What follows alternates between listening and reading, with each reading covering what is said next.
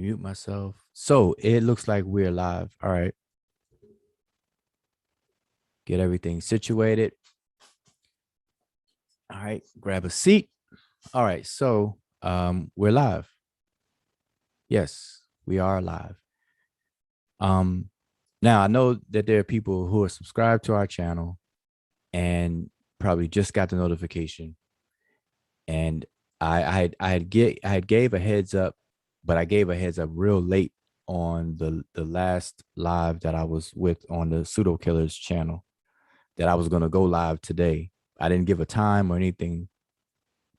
So this is gonna seem to be out of the clear blue. And I know we're probably competing with other people that may be live streaming. So I want to kind of give a little small talk right now, give anybody who a chance to tune in, who want to watch or are interested in this topic. Atheism, the Egyptian afterlife, a simplification and commentary. All right. So, nothing too deep, but just want to simplify a few things and give some commentary about the previous conversations on, that I've had the opportunity to be on a panel on the Pseudo Killers channel, chiming in on those topics. It actually stems from Asar Imhotep's presentation on atheism in the context of the general African ideology. And so, if you want to recap, or if you want to follow along, and you may have missed everything, you have to go back to Asar Imhotep's channel in his presentation. I forget the exact title of his of that show, but it has the word atheism in it. So it's a recent show that he did. That's the beginning of at least this portion of the conversation. So we went from his show that night, and then the Pseudo Killers had a couple of shows touching on those issues again, and I made an appearance on those shows. And here we are right now. All right. So we are here now. So if you're tuned in and watching, let yourself be known in the chat. I'll give you a shout out. I want to make sure that I'm being heard, and that my screen is seen, or you see something on the screen, and all that good stuff. Get all those things out of the way. And, kind of small talk right now, just give a few people a chance to tune in before I move forward. So what I'm going to be doing, I'm going to post a link to come on this panel to chime in on the conversation. Give your thoughts on, if you've been following along, give your thoughts on those issues, share some information or whatever. All right. So I'll definitely do that. But before I do that, I do want to just give some commentary first, some kind of uninterrupted commentary first, because like I said, a lot of discussions are good, but they could be better if with less kind of all over the place aspects and noise. And so what I like to do, I like to just, at least give some commentary and then open it all up, open it wide open. All right. So I don't want to start off there. All right. So hopefully everybody tune in. Like I said, ETM Hotep, welcome. This is a safe zone, safe place. Don't want to censor anybody. We all are adults. We're mature enough and disciplined enough to act right and all that good stuff. So I've been fortunate enough, at least here on this channel, not to have to kick anybody off or do all that kind of stuff. And I want to keep it that way. All right. Hopefully we give off that vibe like that. All right. So, but I'm not here by myself. So I guess anyone who's on the panel now, if you want to introduce yourself, and if you have anything, to kind of small talk about real quick, let's do that. All right. So, but first, hold up. Oh, but yeah, you all introduce yourself first.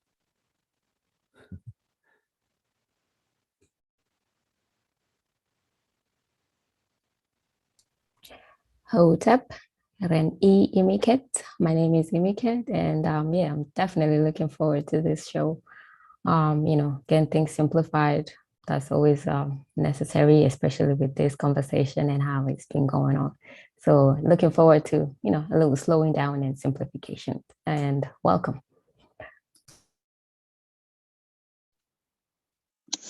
Hotep, this is son David. Looking forward to listening to some more of the commentary. And welcome everyone. Okay. All right. So now like I said, I tell everyone knows me by now. If you don't, shame on you. But I enjoy engaging, interactive conversations, organized conversations as well. That's very important.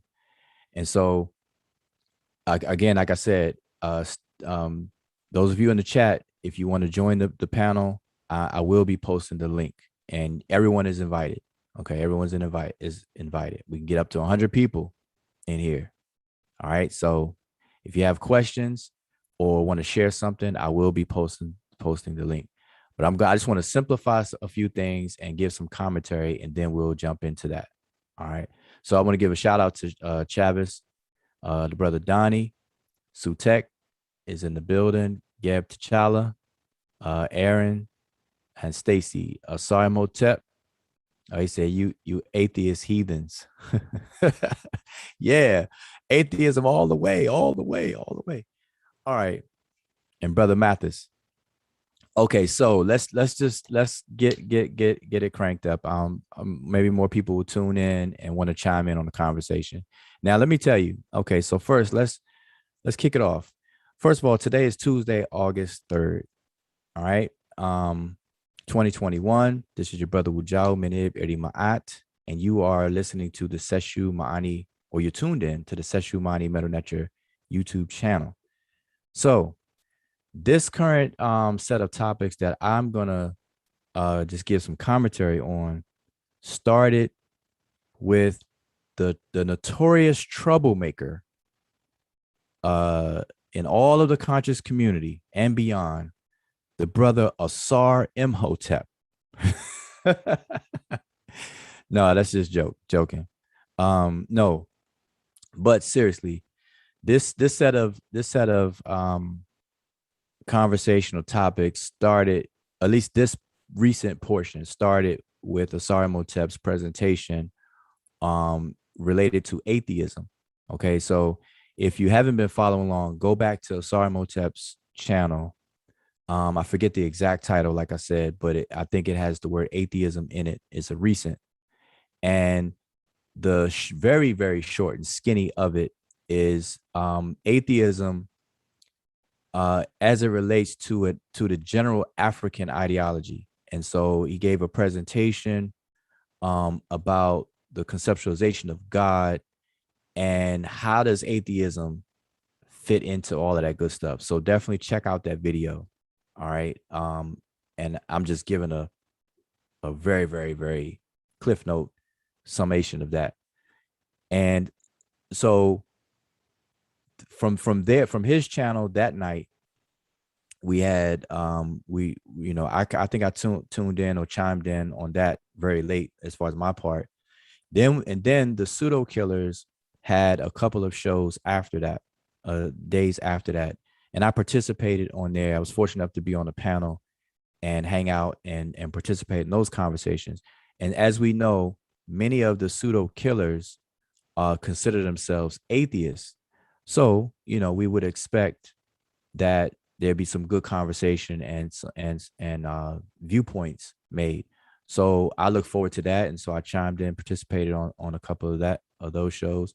And and those were marathons. We were on those channels, those shows for like 5 hour. I think one was 6 hours long. So go to the Pseudo Killers channel if you want to check that out. I'm just, trying to get everybody caught up.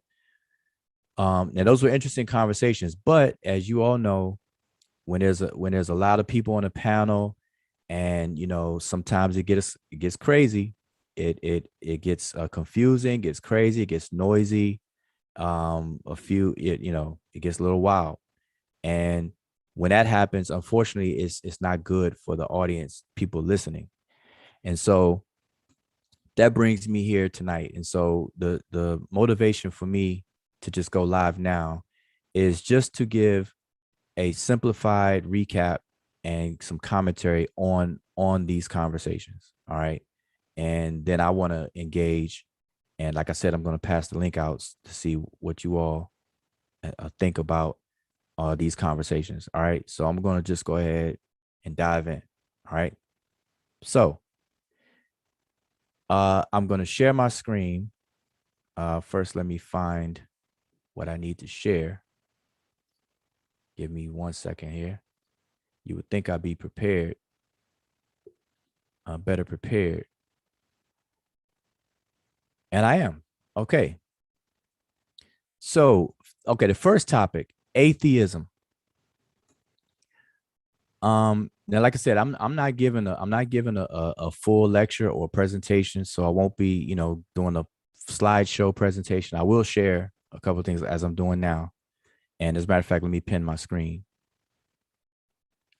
I tend to forget to do that. All right, spotlight my screen, make sure everyone can see it. All right. So atheism. Now, what I'm sharing and about to read is a working definition of atheism that our beloved friends that we are familiar with, like the brother Unk, and others on the pseudo killers that they themselves use. Okay, I know for sure the brother Uncle Keck uses this particular text as a resource to define atheism. Okay, so I just want to read it so everybody can get an understanding of where we're coming from, or the definition that basically kind of govern the conversations about atheism. Okay, so this is the definition of atheism from Paul Clitour, University of Leiden and the Netherlands. I probably butchered his last name. And so I'm just going to read the abstract and then I'm going to skip down to the pertinent point. And first of all, let me make sure everyone can see that. It should be clear enough. Yep. Okay. Just want to double check. See, I try to look out for everybody. Okay. So abstract says one of the central elements of the secularist tradition is atheism. Atheism has a long history and is nowadays, again, heavily debated. This article tries to present a reflection on the nature of atheism. The central thesis is that atheism is often misunderstood. The most fruitful definition of atheism is a negative one. An atheist does not believe in the God that theism favors. The concept of atheism should be carefully distinguished from the motives that some people have not to believe in, so that some people have not to believe in the theistic God. The confusion of these two things is responsible for much needless controversy about atheism. All right. So I'm going to skip on down now to this section, the alpha prevens. All right. And read. Atheism is a dash or a hyphen theism. An atheist is someone who does not subscribe to the central tenets of theism. The A is an alpha prevens. It denies what follows. So an atheist denies what the theist tries to confirm. By denying what follows, you do not become identical to what follows, which is be theism. Someone who is a-religious is simply what it says, not religious. It is not the case that by denying a religion, you by some magic trick invent a religion of your own. The religion of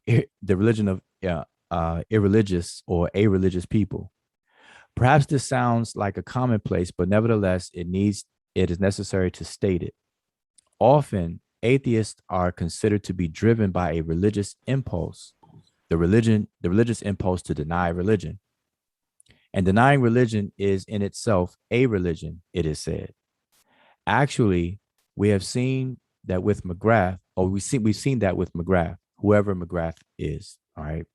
At this point in the text, I do not know. I consider this to be a strange rhetorical trick. Because atheism is the denial of theism, every tract on atheism should also address the question, what is atheism? What is theism? Theism is the same as a more current term, monotheism. Theists are adherents to one of the three theistic religions, Judaism, Christianity, and Islam. And to continue on, theists believe in one God. That makes the word monotheism, strictly speaking, a pleonasm.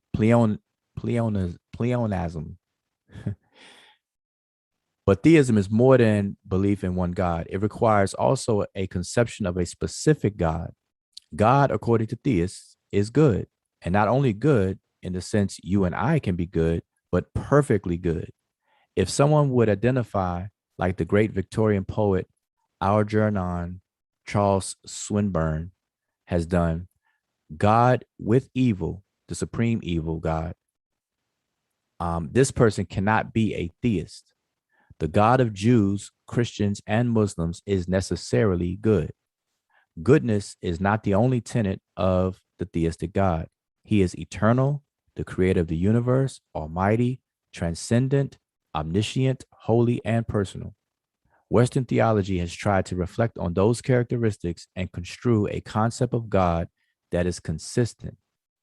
All right. And I'm going to stop there because that's pretty much what is read and referenced in regards to atheism in all of these different conversations. So the point, one of the major points that I make, and I've been making for years now, ever since I've chimed in on the conversation about atheism in its many iterations. And by that I mean, if you look up atheism, you're going to find nowadays that atheism has subcategories now, or types. You have strong atheists, weak atheists, yellow atheists, pink atheists. I mean, you name it. There's several different kinds of atheists now. But regardless, the major point that I always try to make, and I think Asar Motep touched on this and drove this one point as well on his presentation, is that atheism basically only makes sense in the context of the Abrahamic religious systems. And if you remember what I just read here, this portion here, it says that every track on atheism should also address the question, what is theism? And it boils down to theists are adherents to one of the theistic religions, Judaism, Christianity, Islam. And see, these three, Judaism, Christianity, and Islam, going in that chronological order, are the Abrahamic systems that I mentioned and that people refer to when we say Abrahamic belief systems. All right, we're talking about Judaism, Christianity, and Islam.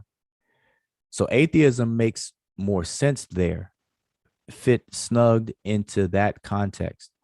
But once you step outside of that, atheism seems to decay and crumble and become very ill-defined and murky. Okay, and that's been my point for years. And so because of that, as a consequence of that, we can see that atheism is dependent upon Judaism, Christianity, and Islam.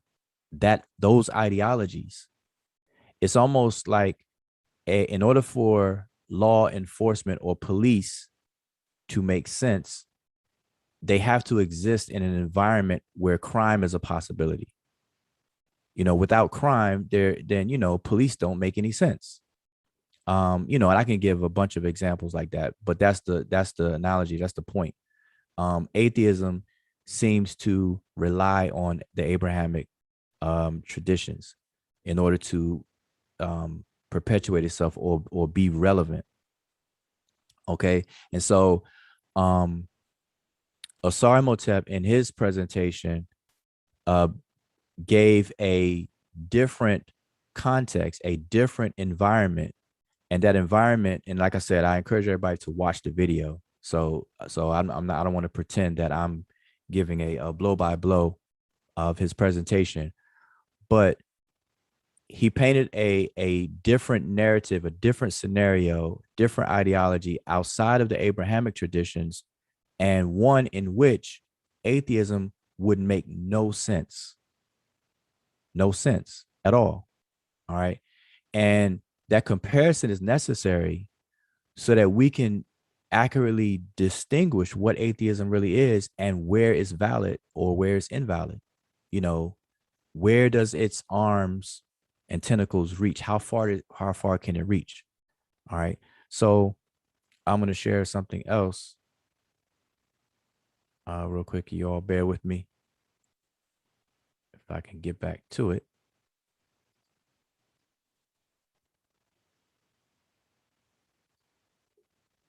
All right, give me 1 second here.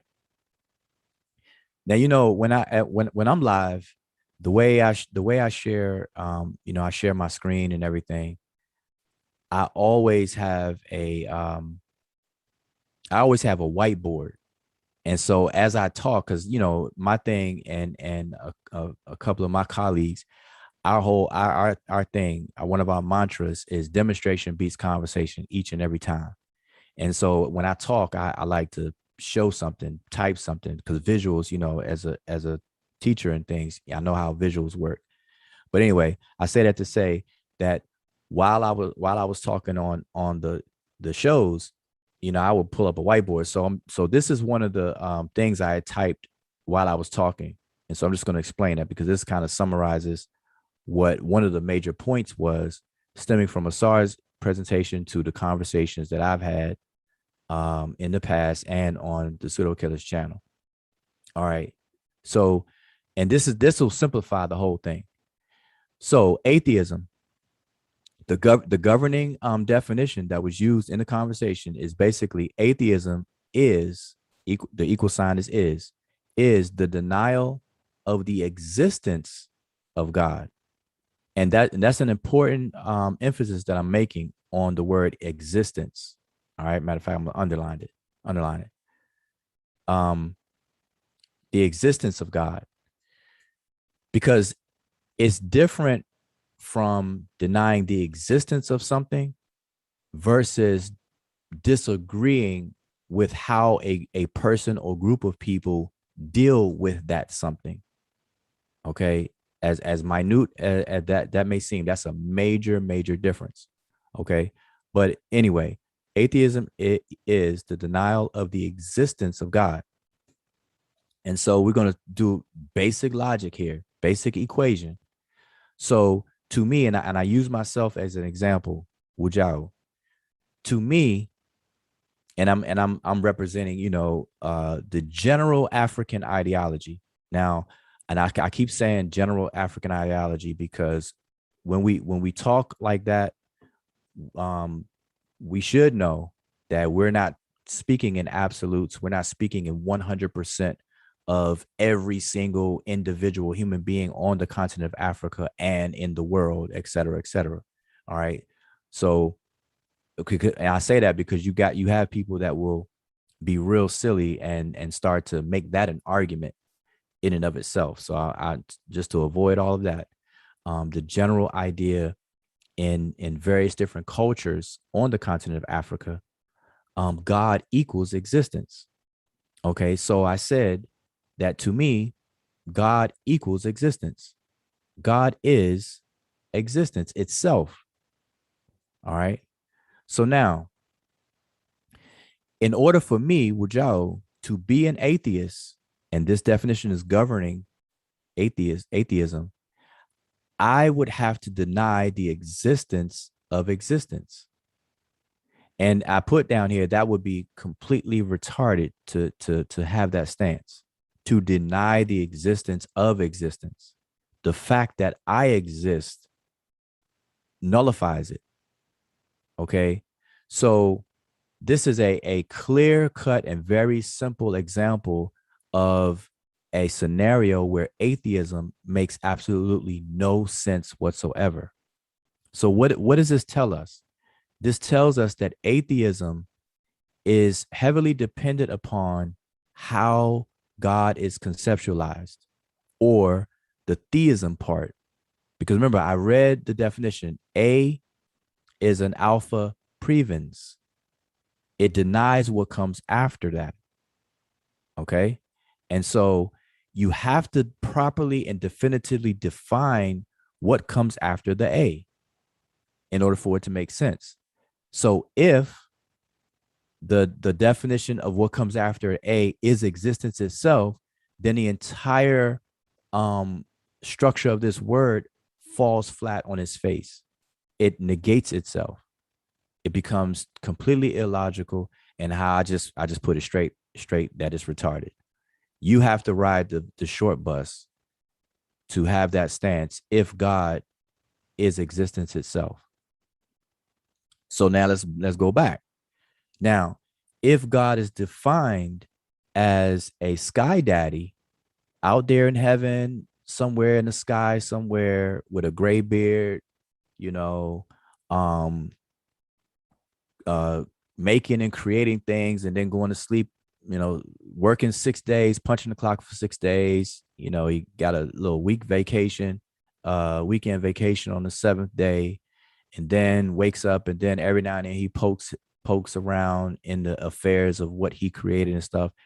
All of that, you can deny that.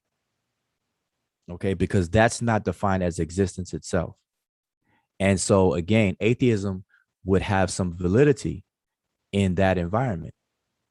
And so it goes back to Judaism, Christianity, and Islam. Okay, so here's the departure from now, like I said, I'm going to put myself in this, and that's why I put my name on here. God equals existence. So the departure between my conceptualization of God from the Abrahamic one is that the Abrahamic gods of their respective 3 religions is not existence itself. God is separate from existence. And there's a key word that scholars will use to describe God as God relates to existence.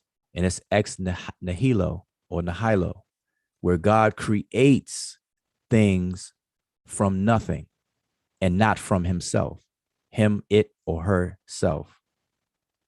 Okay, so for some magical thing, God just creates from nothing, but it itself is separate from it. Whereas God being existence itself, then God and existence is one and the same. So for anything to manifest, it is coming from existence. And this may sound like mumbo jumbo. I'm gonna put that disclaimer out there already, first, before I say it, that with this conceptualization of God being existence itself, then we can accurately say that existence needs existence in order to exist. And this is the expression given in so many words, very eloquently, by the ancient Remich or the ancient Egyptians. They make use of the verb keper, the verb of becoming, coming into being.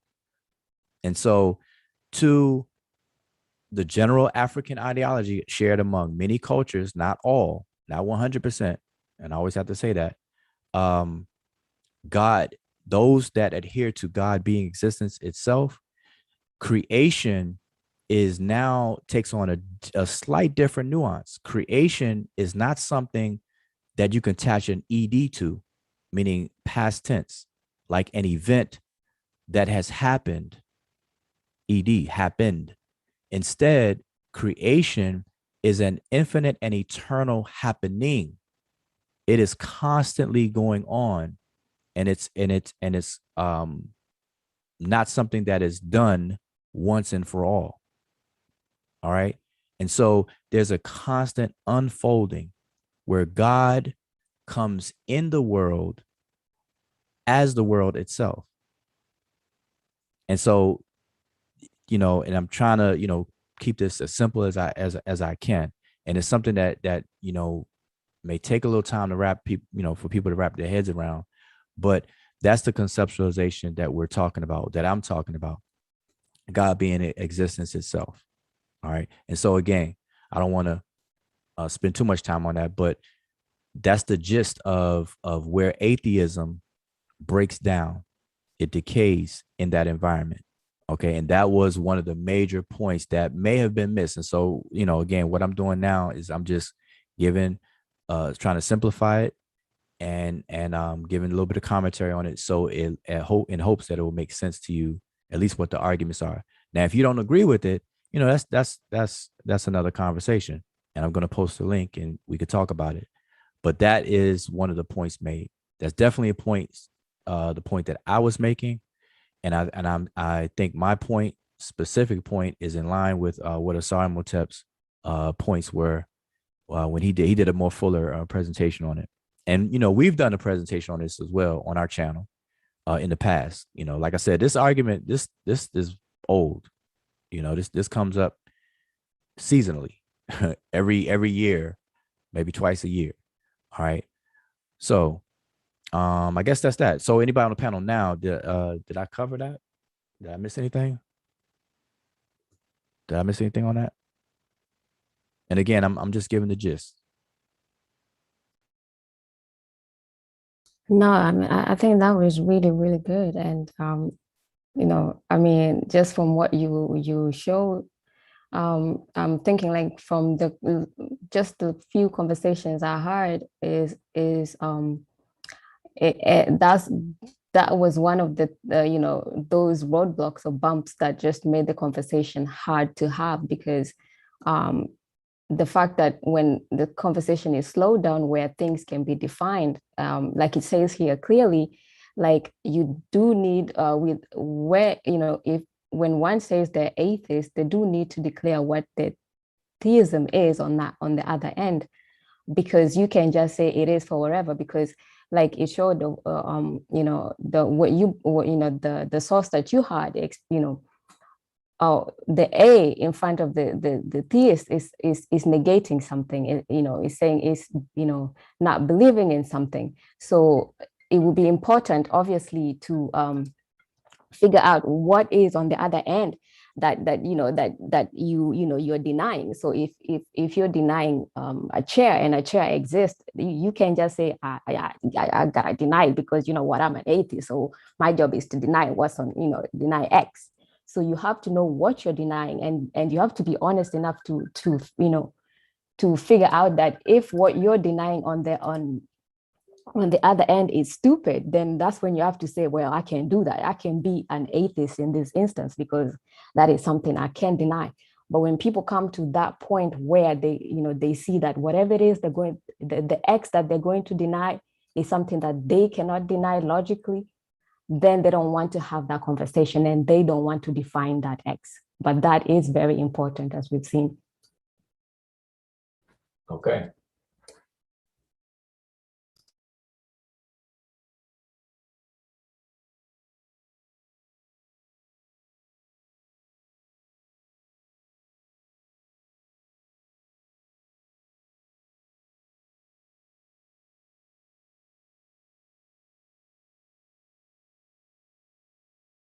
Oh, and actually, I'm up here muted, talking to myself. So I'm sorry, son David. You follow along? You got anything to say? No, Nin, nothing to say. It was understandable, your presentation. Um, and I personally didn't know the theism part of the atheism, that it was related to the Abrahamic religions. So that was informative for me. Okay. So here's the thing with that. So, I stopped sharing, but here's the thing with that. Now, I want everybody to pay attention to these conversations as they may come up, more and more. When atheism is described, you're gonna hear more emphasis or focus being put on the denial of the supernatural. And when it comes to the supernatural, what we found out by way of these conversations is that even to some atheists, something supernatural is not the thing itself, or any action itself. It's the intent behind it. So I'm gonna give you an example. Um, the Nile River in over there in Egypt is still there now. The Nile River in ancient Egypt was the deity Happy. It was called Happy Iteru, the Happy River, and it was deified, a god named Happy. Now, remember, an atheist is one who denies the existence of God. So if I make the river my God, then an atheist again would be quite retarded or silly to deny the existence of the river. Because if they deny the river, then I'll just, we could just pick them up and just throw them in the river. And then that ends the discussion right there. So but now an atheist will not focus on that because they have no win against with that argument on the existence part. So what we'll find out is that it's really not about even though it's defined that way, it's not about the existence. It's about the agreement or disagreement on how people deal with this or that. And so if I deify the river exists. But then how I interact with it, if I set up any rituals, or if I pray to the river and stuff like that, and expect the river to fix my breakfast in the morning, and all this and that's what's called spooky and spookism. And that is actually what's disagreed upon, not the existence of the river. And so those little minute distinctions need to be brought up in these conversations, because and I'm gonna give you an actual example that I use, a question I asked the panel um today, and it kind of goes into to the next thing that I want to talk about, but I'm not gonna go there just yet. And that is, for example, we all have loved ones who have passed away because we don't live forever. And so we may have a great grandparent, a grandparent, and what have you that have passed away. And we attend funerals to this very day, and we bury our dead to this very day. And when we bury the dead or we attend funerals, we bring flowers and many other things to the funeral or when the person is buried. And we may visit grave sites afterwards, long after, and take flowers, take different items to the gravesite. This is a very common practice that's widespread. And so I asked the panel about that, about bringing flowers to a grave. And long story short, the actual act of bringing a flower to a grave and leaving it there is not considered supernatural or spooky or anything like that. I mean, is kind of convenient that it won't be called that because everybody on the panel pretty much does it. So of course they're not going to say it's spooky, because then they have to admit, hey, I'm spooky. But um, but no, that's not described as spooky. So what's described as spooky or supernatural is the intent that a person has by leaving the flower. So if I leave the flower and I just want other passerbys of this gravesite to see a beautiful tomb, then that's not spooky. But if I leave the flower at the gravesite with the expectation that my deceased loved one will smell its aroma and like it and all this and that, that's considered supernatural or spooky, and therefore that's a problem. So again, it's not the act of leaving a flower, but it's the intent that a person has behind it that seems to be the problem. And that in and of itself deserves a conversation, because now we're getting into the nitty-gritty of what people really have a problem with, and it will take us away from the gross mischaracterization of a lot of these cultures and their knowledge and versus their beliefs. Okay, so I just found that interesting. I just wanted to share that as part of this atheism aspect. And so what ends up happening is, taking the atheist route, it kind of gives an excuse not to fully apply rigor and investigation to what people actually mean and do and believe. It's more comfortable and a lot faster and easier to just see something that people do and chalk it off as spooky, and then in that characterization of it being spooky, it's way more comfortable to say, I don't accept that. I don't believe that. Therefore, I'm an atheist. You see?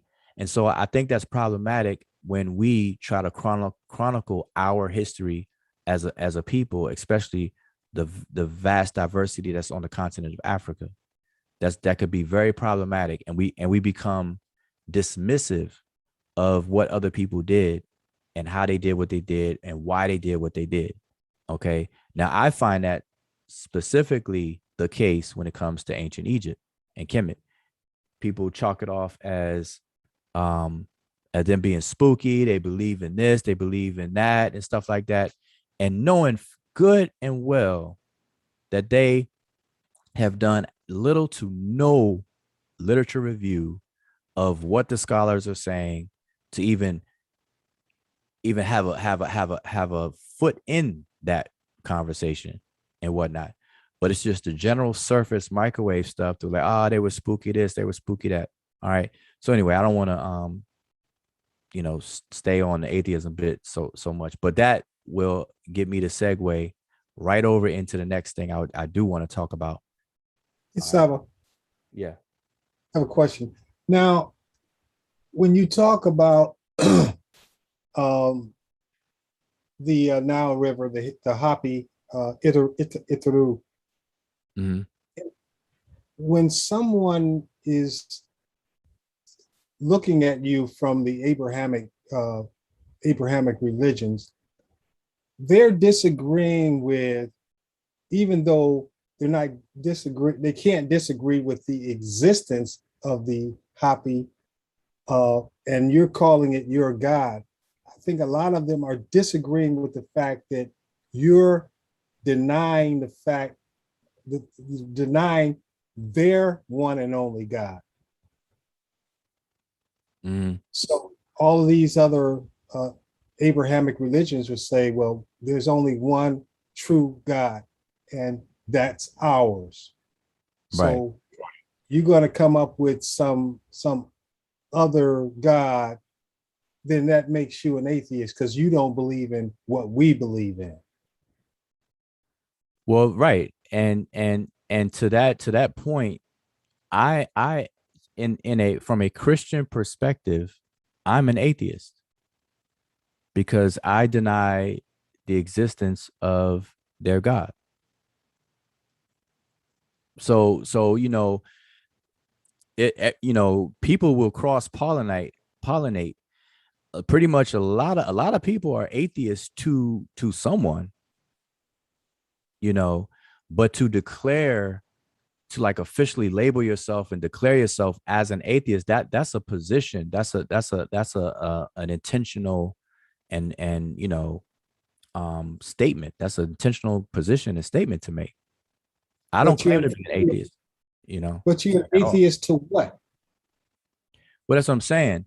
I don't claim to be an atheist at all, but I'm saying from the perspective of a person, like for example, a Christian, I from their perspective, they may look at me as an atheist because they loosely, I don't believe in their God. And see, that's where it gets loose. If I say I don't believe in it, but atheist, denies the existence of their God, and so I would be an atheist in their eyes. And, I'm perfectly fine with that, but I don't declare to be an atheist at all. At all. So I'm saying, it's a little more special to actually declare yourself and label yourself one versus someone seeing you as such because of your position relative to theirs. So, and even to each other, Jews would be atheist. Well, not atheist. They won't consider them atheists because they believe in a God. Um, and that's a little tricky too. And that's what I'm saying. It can become confusing very quickly because atheism as a concept today, it was forced to take on many iterations because it really didn't have a place in a lot of areas. And to make it relevant, continuously relevant, they had to create these different types: soft atheist, hard atheist, agnostic, or atheist agnostically atheist, and and all these different degrees and variations of atheism. When before, atheists, being against a, standardized or state-sponsored push or for a religion, there was a group of people who fought and denied and fought that against that, going all the way back to, I believe, Greece. We get this atheos. But anyway, so that's what I just find interesting. So so again, I know I'm talking a lot, and I don't want to lose the chat. So I definitely want to be able to pay attention to the chat a bit. But I do want to move into the next thing. I just want to give a quick, simplification for and rundown, which is this talk about the afterlife and the statement that's constantly made about the afterlife, about how the Egyptians were spooky. They had beliefs, and the religion, where religion is tossed around a lot, and things like that. And so I just want to summarize what I've been saying about that and use the example that I used before. And so I just had it on my screen just now. All right, so what I have on my screen is, let's count: 1, 2, 3, 4, 5, 6, 7, 8, 9 words. Well, 10 if I have should or kaibit. 10 words. All right. Now, on the topic of afterlife, and like I said, I'm not trying to give an entire class or a lecture about it. This is a very summarization of what I said for the past maybe 2 or 3 days on the channel. All right. The afterlife. Now, the afterlife is seen as a spooky belief that the Egyptians had, and it's put in the same category as the belief that Christians, Muslims, and Jews believe in heaven.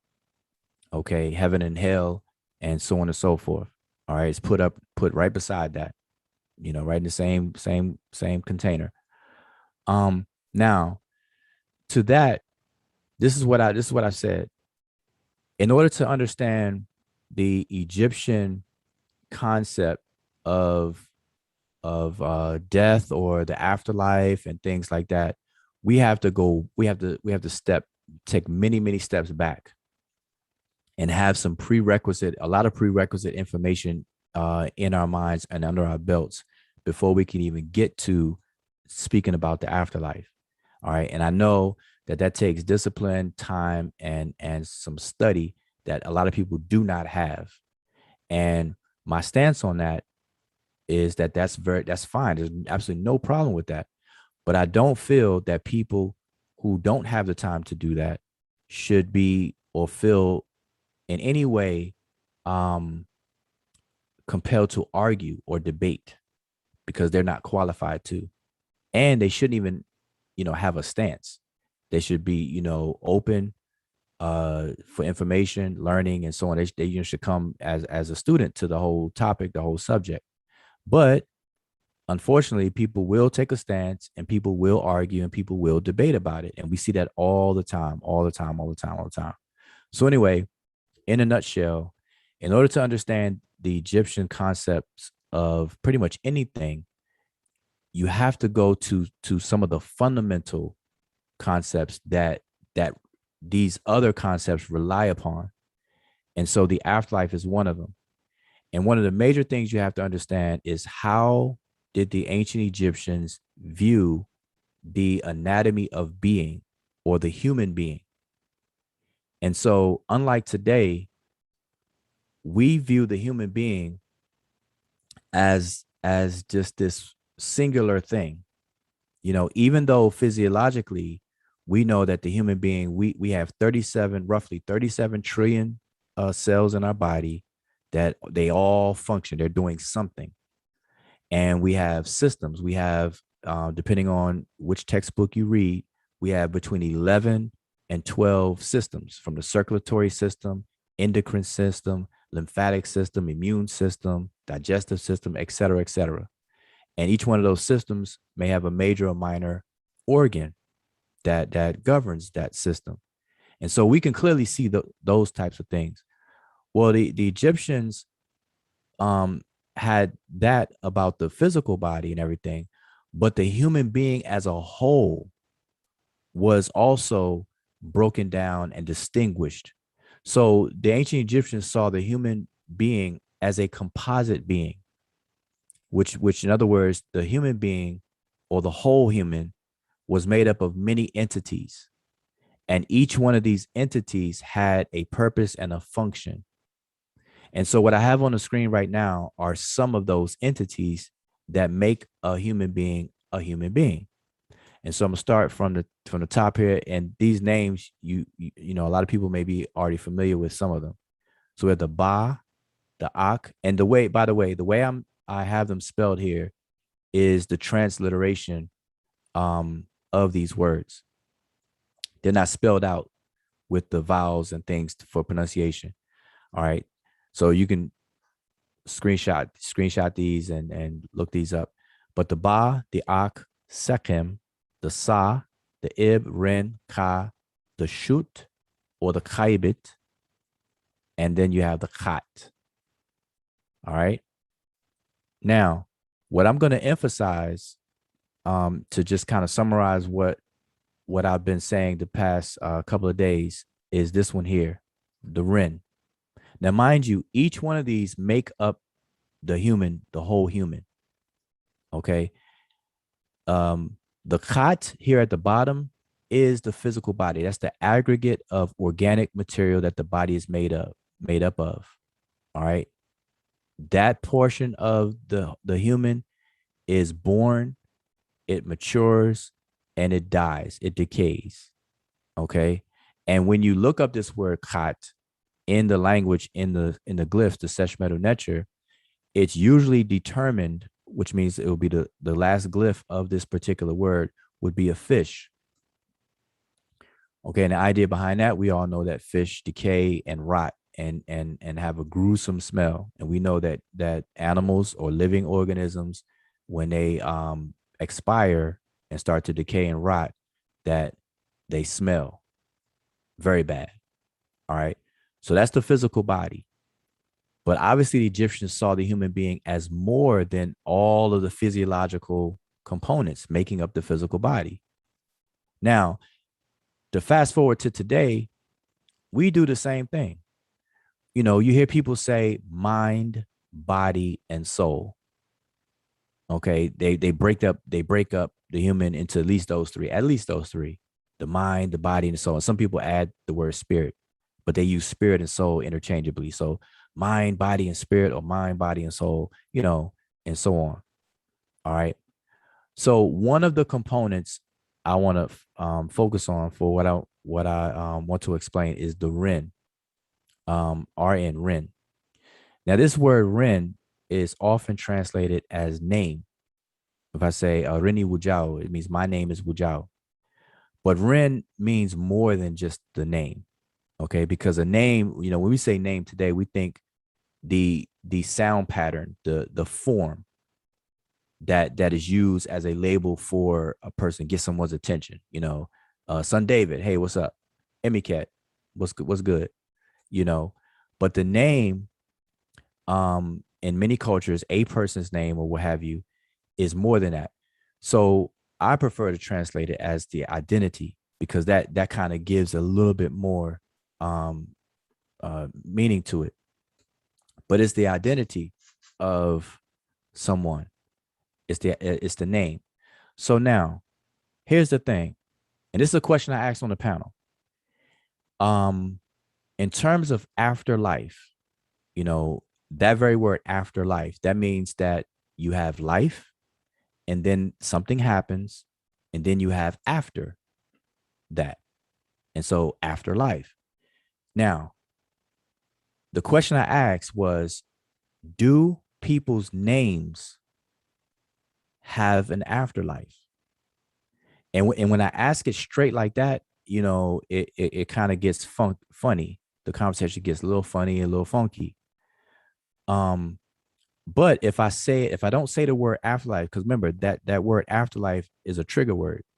But if I don't say it that way, if I say, well, wait a minute, um, do you remember people's names who have died? The names of people who have died. Everybody will say yes, no problem, no problem. People say yes, yes. You know, you remember the name of your loved one. So now, in a culture and in a society that sees as part of the human, as part of the whole human, an entity called the name, then that entity or that part of the whole human has an afterlife. It lives beyond death. Okay. And so to emphasize this, we still do this to this very day. If you go to any grave site, you'll see on many people's tombstones, in the loving memory of so and so, in the loving memory of so and so. So the focus here is always and has always been about memory. Memory. Can your name be remembered? If your name is remembered, you will live on. We hear these phrases even to this very day. So, you know, example I gave was like Martin Luther King or celebrities, period, and so on. But I gave example of Martin Luther King. Martin Luther King Jr., his name is remembered, not just the utterance of that sound, Martin Luther King Jr., but his entire identity, his works, his identity, you know, everything that comes with that is remembered. Therefore, that portion of him, if we're a society that sees all of these things as composite elements or components that make a human being, then that part of him lives on. It perpetuates itself. It has an afterlife. Okay. And so, and I'm only talking about the Ren. Now, you know, I'm going to do presentations on each one of these. And I'm not presenting now on the Ren, but this is the example I'm using, is that everyone, because this is the easiest one, everyone can understand the perpetuation of a person's name, but people don't really describe that as an afterlife. But the name does have an afterlife. In the same sense, really no different than how physicists or scientists will say certain isotopes have a certain lifespan before they decay. Or the average person walk into a grocery store and you look at some little Debbie's. Little Debbie's have a what? A long shelf life. Certain foods have a certain shelf life and stuff. So we'll use that kind of in the same way. How you know certain have a certain life, and all that means is that it is preserved, it is perpetuated, it is continuous, it is sustained. And so people's names live after their bodies are long gone and have decayed and so on and so forth. So the body does not have an afterlife. The Khat does not have an afterlife, but the Ren does. And these others here that I'm reserving for a future conversation. But the name survives on, and it's to be remembered. So it's all about memory.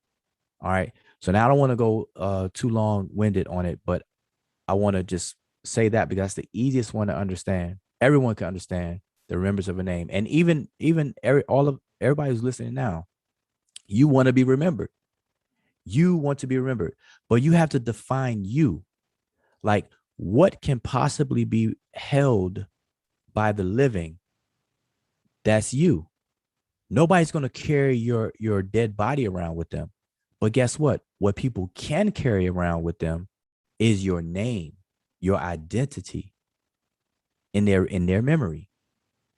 Okay? And so memory is the place where the name lives. That's where the afterlife is the name resides, where the afterlife is. All right. So I'm going to share something else just to demonstrate this, because I don't want you all to just kind of think I'm waffling on and everything. So let me just switch up a bit here. Give me 1 second and pull up something else. All right. So in ancient Kemet, if you're not familiar with this, then just take a note and just do your due diligence when you have free time. But in Kemet, they have several different formulaic what do you call them? Inscriptions, text and inscriptions. One very, very, very popular one is called the Hotep D Nasut. A lot of people are familiar with that. I mean, we run it in the ground on our channel. We go over many of them on Freestyle Fridays. Hotep D Nasut, which means roughly an offering in which the king gives. Okay, that's what the phrase Hotep D Nasut mean. And that's an offering formula. But along with that, you have what's called vivification or vivificational formulas, where there are formulas that are supposed to vivify a person's name. And they refer to vivification formulas. And we'll probably go over some on our upcoming shows here. All right. Then there's also formulas for appealing to the living, where there's certain texts written on the outside of tombs and grave sites where the living would pass by and be asked to read something that's written there as well. And it would be to recite and remember the tomb owner's name, to perpetuate the name. And as long as the name is uttered or remembered, that person has an afterlife. All right. And so one in particular I want to share, and that's what I said I'm going to be brief. I want to share this one here. And first I'm going to show the primary. And we're definitely all about primary sources over here. And let's see if I can pull this up fast as I can. And I promise you all, I will definitely post a link if anybody want to get some conversation going. Let's see. Give me a second. If I can pull this up, you would think that I'll be ready, and I'm not on this. All right. And that's definitely a problem here. All right. Let's see. Okay. I guess that we'll have to do. Okay. So I'm showing this on the screen. This is the level of rigor or due diligence you have to put into it. If you are really, really about this and serious about this, you have to, do your best to deal with primary sources so you can ascertain what's what and what's really going on, to even be able to have a foot in the conversation among any discrepancies or disputes, even among scholars, because not every scholar agrees on everything. And if you're totally ignorant of the subject matter and you have to rely on scholars, then you're going to be in a position of being handicapped every single time. Because if you get scholar A saying one thing and then scholar B saying something totally different, you're stuck. You don't know which one to accept. So in those situations, what do? You have to actually put in the work yourself. And this is what we advocate. Okay. And not only advocate, this is what we do. So just briefly, like I said, I'm not trying to do a class on this, but briefly, what you see on the screen is, and this is not the papyrus in its entirety. I can't fit it on the screen, but this is a particular papyrus that demonstrates exactly what I was saying about the importance of the remembrance of a name and what that actually means, the Ren and the name. And so for those who may want to look this up, I'm going to type the name out, but this is has been named today the Chester Beatty's Papyrus. It's found in the British Museum, and it's a very, very good papyrus to become familiar with, especially dealing with scribes and the scribal profession. All right. So now I'm not going to sit here and give a class on these simplified glyphs or anything like that, but I just want to show it to you. And I think you should be able to see my cursor over here.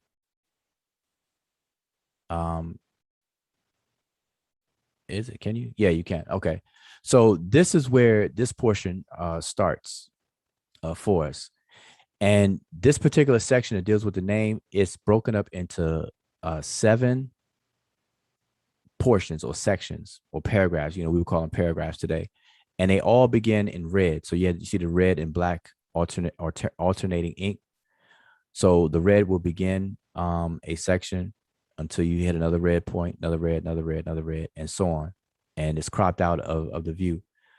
But this is the beginning of this particular text. All right. So, but the whole point is that I'm just going to jump to the point about the name. This particular beginning part is the text is speaking about someone who wants eternity, wants to live for an eternity, and the advice is given in a very, very matter-of-factly way that a person would only accomplish what they want in terms of living forever is by becoming an expert in writing. So this is somebody pushing the whole scribal thing on them, because and to summarize this whole text is that to be a scribe means that your name and your works will live way longer than you yourself, way longer than temples, tombs, objects, monuments, and things like that, because the whole point of this is that your name will be remembered in the minds of the living and not something that is temporary, something that's material that could be destroyed. And so the emphasis here is that people should read your name and commit your name to memory, and not only commit it to memory, but to speak it out loud as well. And so, like I said, instead of going line by line and throughout the text, this particular text is speaking to all of that. All right. And unfortunately, I don't know if I can kind of shrink it down so everybody can see more of it. Just see if I can do what I can do here.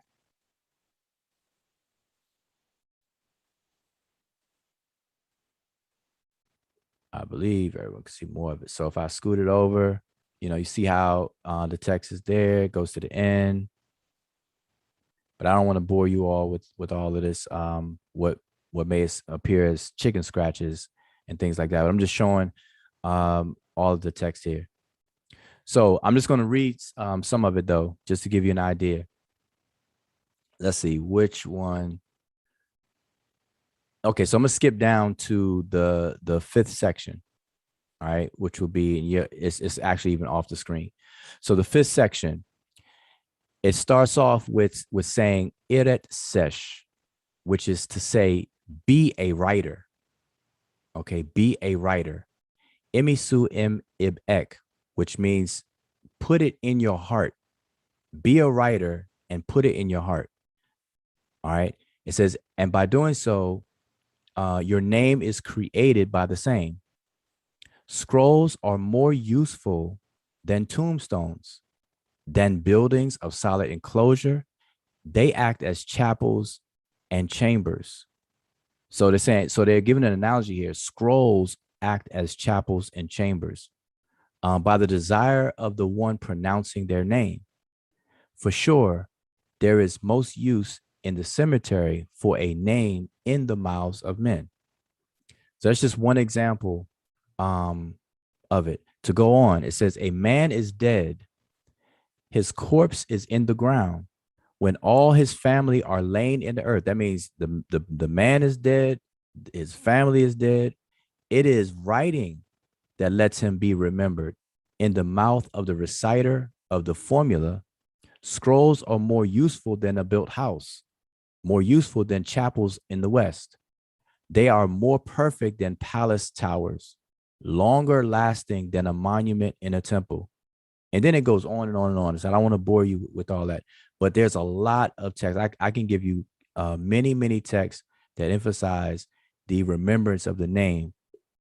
And that remembrance is what facilitates the continuous life of the deceased, hence the afterlife of the deceased. And we do this to this very day. I know everybody on this that's listening to me right now, you remember somebody who is passed away to the point where you may have a picture of them on your computer, on your wall. You may build a remembrance spot in your living room, whatever, a shrine or whatever the case is. It's all about remembering and passing their memory on to your children and their children and so on and so forth for as long as you can. That is nothing spooky about that at all. We do this to this very day. Even atheists do that. Okay. So there's nothing spooky about that. This is no different. All right. So I don't know if there's anything else to really say about that, but I don't know. David, I don't know who else is on here, but David or Emicat.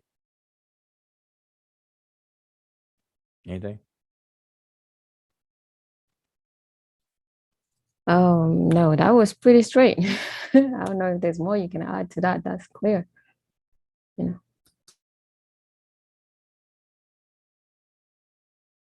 No.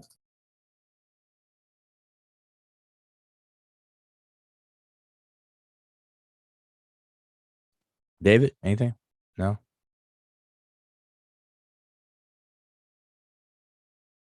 There is in the afterlife. All right. So like I said, I don't want to bore everyone. I just wanted to kind of just emphasize those points that I made over the past 2 days. There's a lot more, but like I said, it depends on what comes up. So I'm gonna drop the link in here. Real quick, I was gonna say that while you were reading that, you know how people talk about like the afterlife. I don't know if you went that over that real quick, but people always like try to spookify the afterlife and talk about how the Egyptians were obsessed with the afterlife and burying their kings with their possessions and all that. And then they say on this now, when you hear what the Remetch actually writing is like, they're telling you that being remembered and especially like through the writing, because that's like one of the surest ways of being remembered, is that is actually more worthy than the monuments, than all that stuff. So I mean, that's pretty funny coming from people who are supposedly supposed to be obsessed with the with the afterlife, where they bury themselves with all that stuff, going to the afterlife. And here they are telling you that, hey, being remembered is much more important. So, that, I don't know if people kind of, thought about that while that part was being read, because everybody just kind of like speeds through all the afterlife and the ideas of the afterlife and what it's about and how the magicians are obsessed with it and it's somewhere else and they do what, I don't know where. But everything is actually there when you actually know how to read. Like just, and we always say that, emphasize, like you can't bypass the language, and everything that you need to know is in the language, is in the, let the ancestors speak for themselves, let the Remech tell you who they are, and then take it from there. And they are literally telling you. It's just that, people just don't want to read or understand just basic stuff. I just had to put that in there. Definitely. Another thing that I won't really go into right now because I want to just open it up, and if we get to it, we get to it. It's no problem. Is the importance of understanding what figurative expression is, and not only just understanding what it is, but how was it used by different cultures around the world, and the level of importance that it was used, how useful it was, how important it was for people to use it. And by figurative expressions, I'm talking about the many different tropes, analogies, similes, hyperboles, metaphors, you name it. Just look up figurative expression or figurative language, and everything that falls up under that umbrella is what I'm referring to. And so think about this. Human beings in our present state as Homo sapiens sapiens, we emerged roughly about 300,000 years ago. Okay. We emerged on the continent of Africa roughly 300,000 years ago. Now, writing only existed for roughly about 5,000 years from today going backwards, about 5,000 years. So for the majority of human beings' existence, we did not write to communicate. We didn't write. Okay. So we have to ask a question. How in the world did human populations preserve, document, and save their knowledge of that day, of any given era of time, to be able to pass that their present knowledge to the future generations, so that the future generations didn't have to, start from scratch and hit Control Alt Delete and start from scratch each time without writing. So that introduces the idea of figurative expressions, because they had to embed their knowledge in the very way they communicated, which was language, speech. So they had to figure out a way to encode the knowledge of the day in the very thing that they use to communicate every day. And so figurative speech back then would be considered a technology, a very, very important one. As a matter of fact, so important that the survivability of human beings relied upon it, because you don't want every generation to start from scratch, learning something every single time. There'll be no human progress, none. Think about this. Imagine the very, very first person to eat an orange or a strawberry. I mean, the very first human, whoever that was. Now, prior to eating it, they don't know if it's poisonous. They don't know if it's nutritional, going to hurt them, harm them, or anything like that. So there are modes of experimentation that humans had to go through to observe. Okay, you got to sit and watch if an animal is going to eat it first. All right, so that if that animal could eat that, then I might be able to eat it too. It's no guarantee, but at least if the animal didn't die, eat it, I might not die. So let me try it out. And so once the first human ate that first strawberry, and I'm just giving an example, because I don't know how old strawberries are, but ate that strawberry, then and didn't die, and the strawberry tastes good, everything, they have to let everybody else know that that strawberry or those things right there are okay to eat. Now, if they didn't record that in some form or fashion, that means the next generation have to go through the same experimentation and be scared and, oh, I don't know if I want to try it. It might kill us, So I say that to say that every generation had to be able to store and build upon the body of knowledge. And they did it by way of figurative expressions. And so when we look at ancient cultures and we try to ridicule or put down the way and manner in which they recorded their knowledge, we do them a disservice. That's very, very shallow and really detrimental to our understanding of any older cultures. And so instead, we should try first understand that we're dealing with heavily documented information in the form of figurative expressions. Now, here's the challenge. The big challenge with that is that what comes with that as a consequence is that if you don't know the keys or the legend to the figurative expressions, because every symbol or figurative expression has a reality behind it. And the most famous one I always use, people probably get tired of me using it, is the phrase, "I have butterflies in my stomach." If I'm going to give a speech in front of 100 people or 1,000 people, I may choke up and be backstage and say, "Hey, I don't know if I could do it. I got butterflies in my stomach." "I have butterflies in my stomach" is a classic metaphor. Okay. That metaphor is figurative, but it stands in for a reality. The reality is nervousness, but the metaphor is the butterflies flapping in my stomach, which is not literal. Okay. So now, because we live in this society and we know that metaphor, if I said it, nobody would say I'm being crazy or spooky because we have an understanding of it. So the big challenge for us when we're looking at these ancient cultures is to try to find the reality behind the figurative expressions. But if we don't even think that they're figurative expressions in the first place, we're never going to search out the reality. So if you hear about the afterlife in ancient Egypt, and you, because you've been tainted and you're really a closet Christian, Muslim, or Jew, and that's all you've been coerced with in your mind, then you're going to look at the Egyptian afterlife through that lens and then say, okay, it's spooky, and take it literal and say, oh, those Egyptians are spooky, and never once slowing down, emptying your cup, take all the programming away, and look at it and try to find what the reality is behind the figurative expressions. First, realize that it's figurative expressions. And I could demonstrate that for days and days. I do it all the time. And so these are things we have to deal with and become better at. So anyway, I invite anybody. I posted a link in the chat.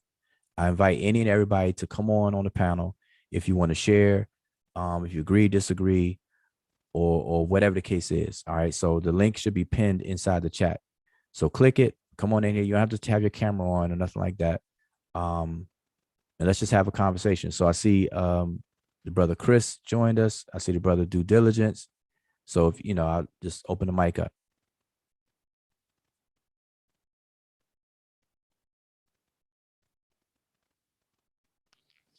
What's up, everybody? Oh yeah, I'm coming in on the tail end. I got to catch up. All right. I mean, I feel like that was beautiful the way you broke it down. You know what I'm saying about the figurative, how speech can be figurative and literal at the same time. You broke that down very well. And I think that's what the Europeans have a hard time doing whenever they translate the text. They not understanding the culture itself. You know what I'm saying, and how they using the language. And I think is that one of the main issues we have today in the present with understanding the cultural aspects is the figurative language and how they using it when they trying to explain their concepts, principles and stuff or when they just putting it on paper. And whenever we trying to, understand the culture, it isn't that like the biggest dilemma that we have with, with deciphering the text. Yeah, and it expands. It's not just Kemet, but definitely that is definitely a big obstacle and challenge for us today, and it's fixable though. if people were to just slow it down and understand that there is a such thing as figurative expressions, but they have to understand that the further back in time you go, the more important that figurative expressions were. They had a very important utility. Whereas today we play around with that. See, figurative expressions for us today, that's entertainment. We do that in poetry, in love songs, in hip hop, where we try to think of the best metaphor and analogies to spit some, spit a 16 bars on a hot beat. But back then, life depended on it, and back then they were closer to its utility use of it. And so that's a big issue. And so if we ignore that, or if we just chalk it off, then we run the risk, and this is what has been happening, we mischaracterize the culture, we mischaracterize the psyche of the people, their so-called beliefs and things like that. And then based on that mischaracterization, we take a stance. We will have so much to say, so much commentary to say about a particular people or their beliefs and cultures and things like that. And that's really just shallow. That's very, very shallow. But as a collective, that's what we do. And I see it personally. I focus on Kemet, so I see it happen with Kemet all the time, all the time. Yeah, All the time. I have a hard time, like, conversing with people about Kemet, because they have all these misconceptions about the cultures and their practices. How Now, I don't know your stance on this, but do you see, the so-called gods, and that's another thing, how we translate the words into the English language. And whenever we're talking to, people that's not familiar, and they say, well, the issue that I have with Egypt is that they served multiple gods. They had all these gods and see them as polytheists. You know what I'm saying? What's the other one? Not polytheist, but what's the other word to where you Pantheist, pray? pantheist, Right. pantheism, So polytheism, and all that. Mm. do you see it as that, or do you see it as, what I mean, like one one God? Or God isn't even a good word to me to describe it, but one Netter expressing itself in different attributes. Is that what it is, or is it literally different gods that these ancient Egyptians believed in as specific gods? Did that make sense? Yeah, because I get that question a lot, or something similar. And see, there really is no problem with the word God, but God is a trigger word for sure, because it triggers ideas in people's minds. And I'm gonna tell you, you mentioned God, the it's gonna trigger that Abrahamic context. That's Right. just what it is. And in Abrahamic traditions, they boast monotheism, the belief in one God. And it's weird because although they boast the belief in existence of one God, but their God character acknowledges other gods. You Absolutely. know? And so it's a constant confusion with all of that. But to answer your question, we have to understand, we have to change our paradigm on what a god and goddess actually is to the people that have them. And so in ancient Kemet, the gods and goddesses are best. My best analogy for what the gods and goddesses are is like a without using these words people gotta look up, is like a file folder system, like your computer, where your computer, you have a root drive, and from your root drive you have your major folders on your computer, and then within those major folders you have subfolders.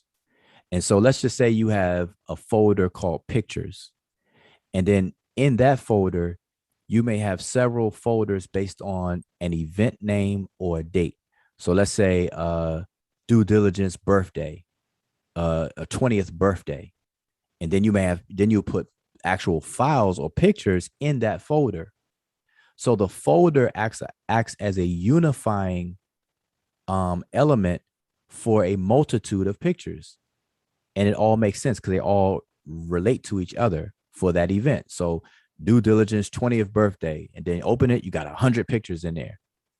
Okay, but that all of that in itself is under another folder called pictures, which you set aside from documents, Word documents. So you got a folder called Word documents, a folder called pictures, and then sub thing. So anyway, these deities are ways and this goes for around the world. Deities are ways in which people exercise their ontology and taxonomy. They're ontological and taxonomic labels for existence. This is how they organize existence, whether it's phenomenon, whether it's phenomenon that they observe, or things that are psychological, or things that are social, from things they observe in the sky, things they observe in their territory environment, things they observe in their community, things they observe in their person, individual or in a family. And so there's a system that's created that makes very good sense, that's related, but you have to get in and understand the network or their system to see what they're doing and why they're doing what they're doing. There's nothing spooky about that. Yeah. So that's basically what they are. And so that, to kind of get to the answer to your question though, one God with many different facets, or many gods, period. And so with what I just said, you'll see, like I start off with the computer having a root directory. And then, and I don't know why my Siri keeps activating like that. Then you have subdirectories and so on and so forth. Well, in Kemet specifically, God, anything close to the idea of God that we have been cultivated through Abrahamic traditions, God would be existence itself. And so there's nothing beyond or outside of existence itself.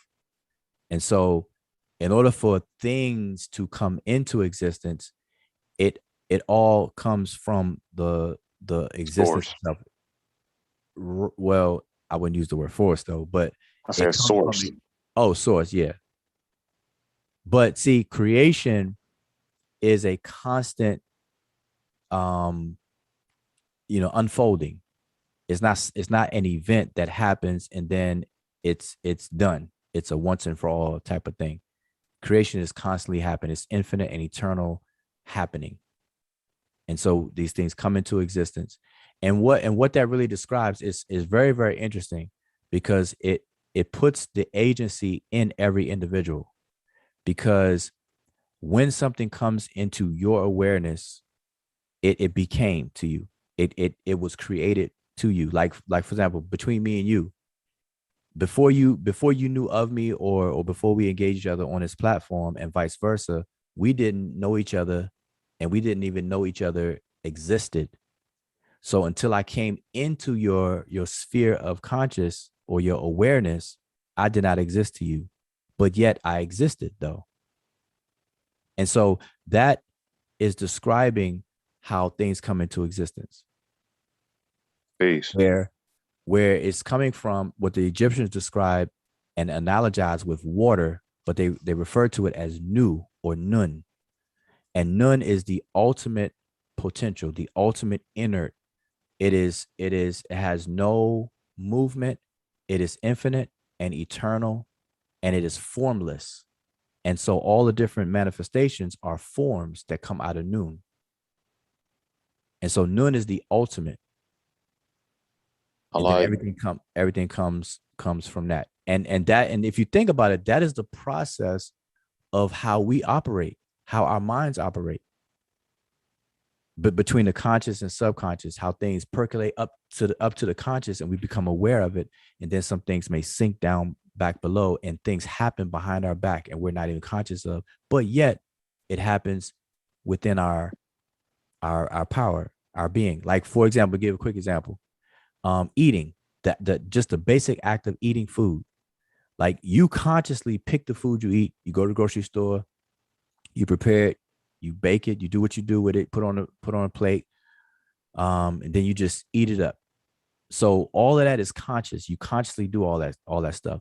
But the moment that food hits your the beginning of your digestive process, your tongue and everything, and you swallow, there are things happening that you have no knowledge, no direct knowledge of, but yet it's happening in you. So there are forces, there are things at work that we are unconscious of, but yet it's a part of us. And so Yeah. that's a clear division even within us. And there's nothing spooky about that, because I don't care how atheist you want to be, not you, but whoever wants to be, everybody's going to eat, and nobody's going to be able to break down that process directly, and they're not in control of it. Once you swallow that food, you have lost control, buddy. You are not controlling the enzymes that are breaking down the different the different nutrients and elements and this, that, and the third, and whatever, but yet you're doing it. Absolutely. We don't know how, we don't control it. There's no direct observation, control of that at all. So there's a clear distinction even within every one of us, of a sphere of conscious awareness, and then there's a sphere of unconscious action. And that part is very, very powerful.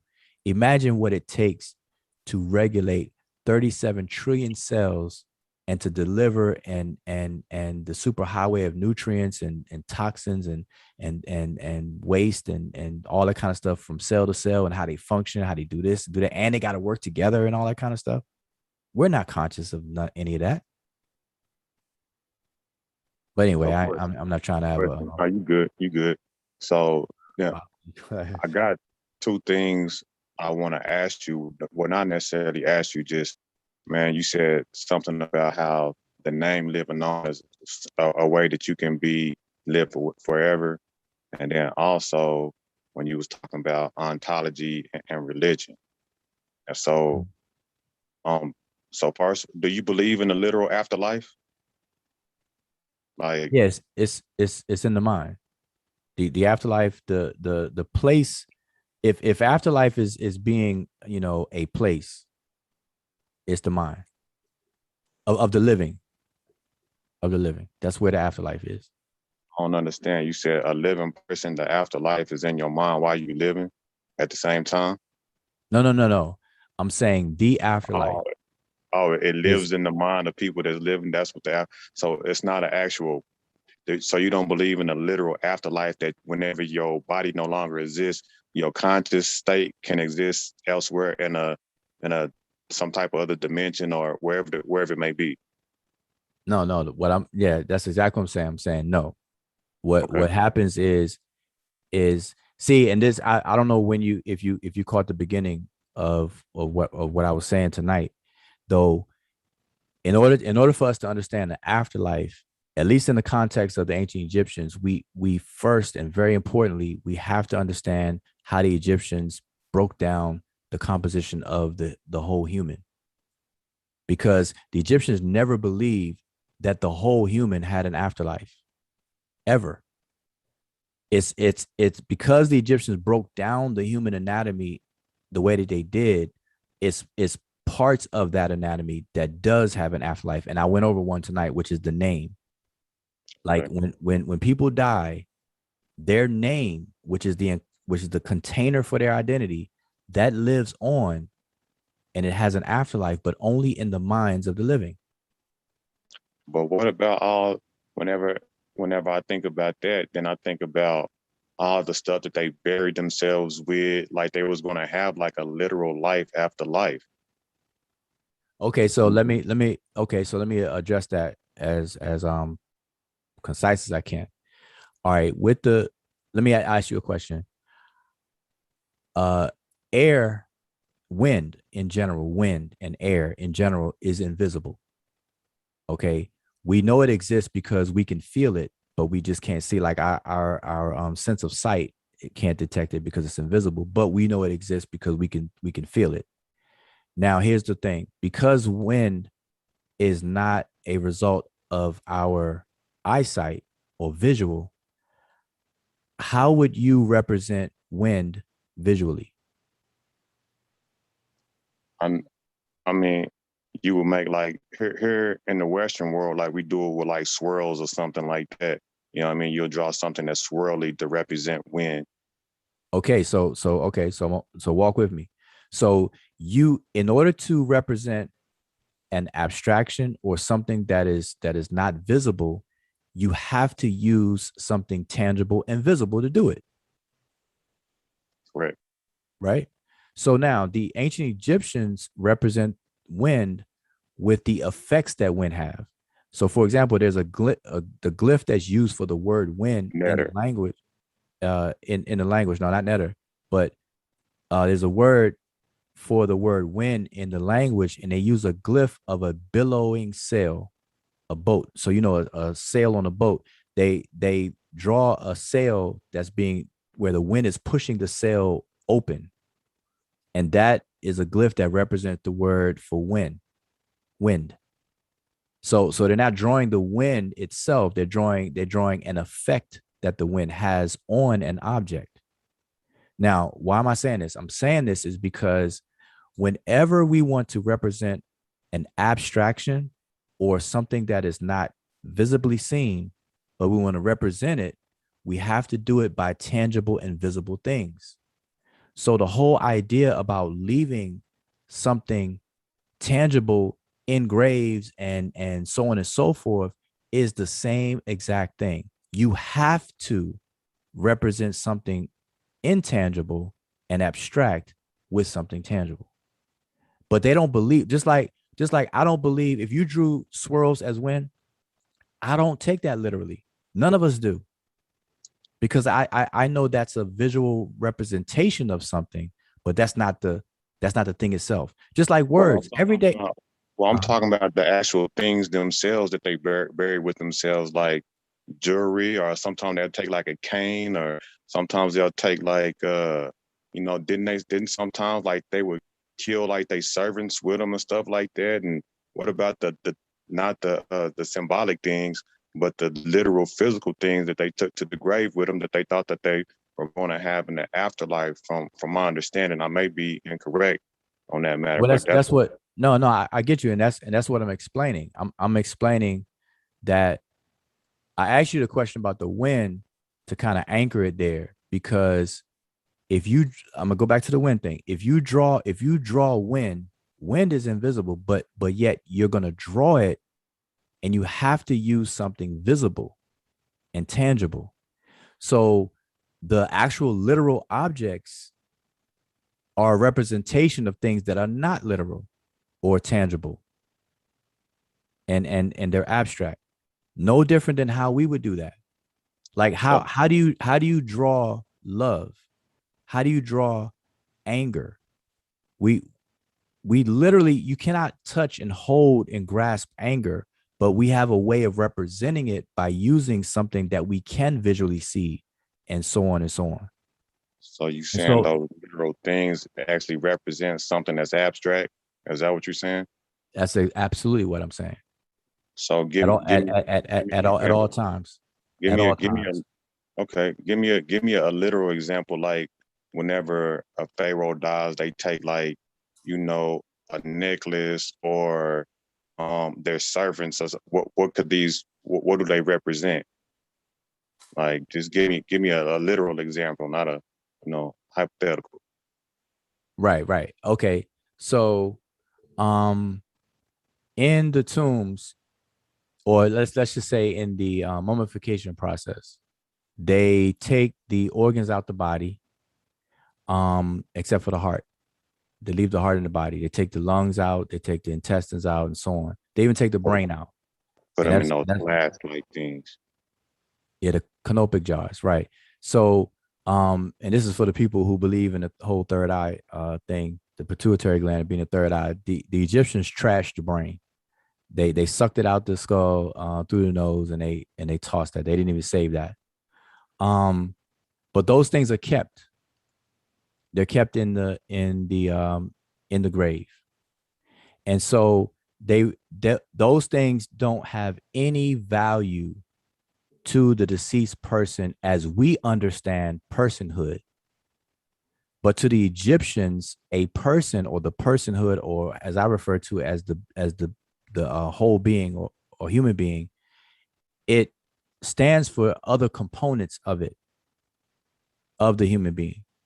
So, for example, the Ka that people love to talk about, the Ka is a component of the human being that survives after what we call death.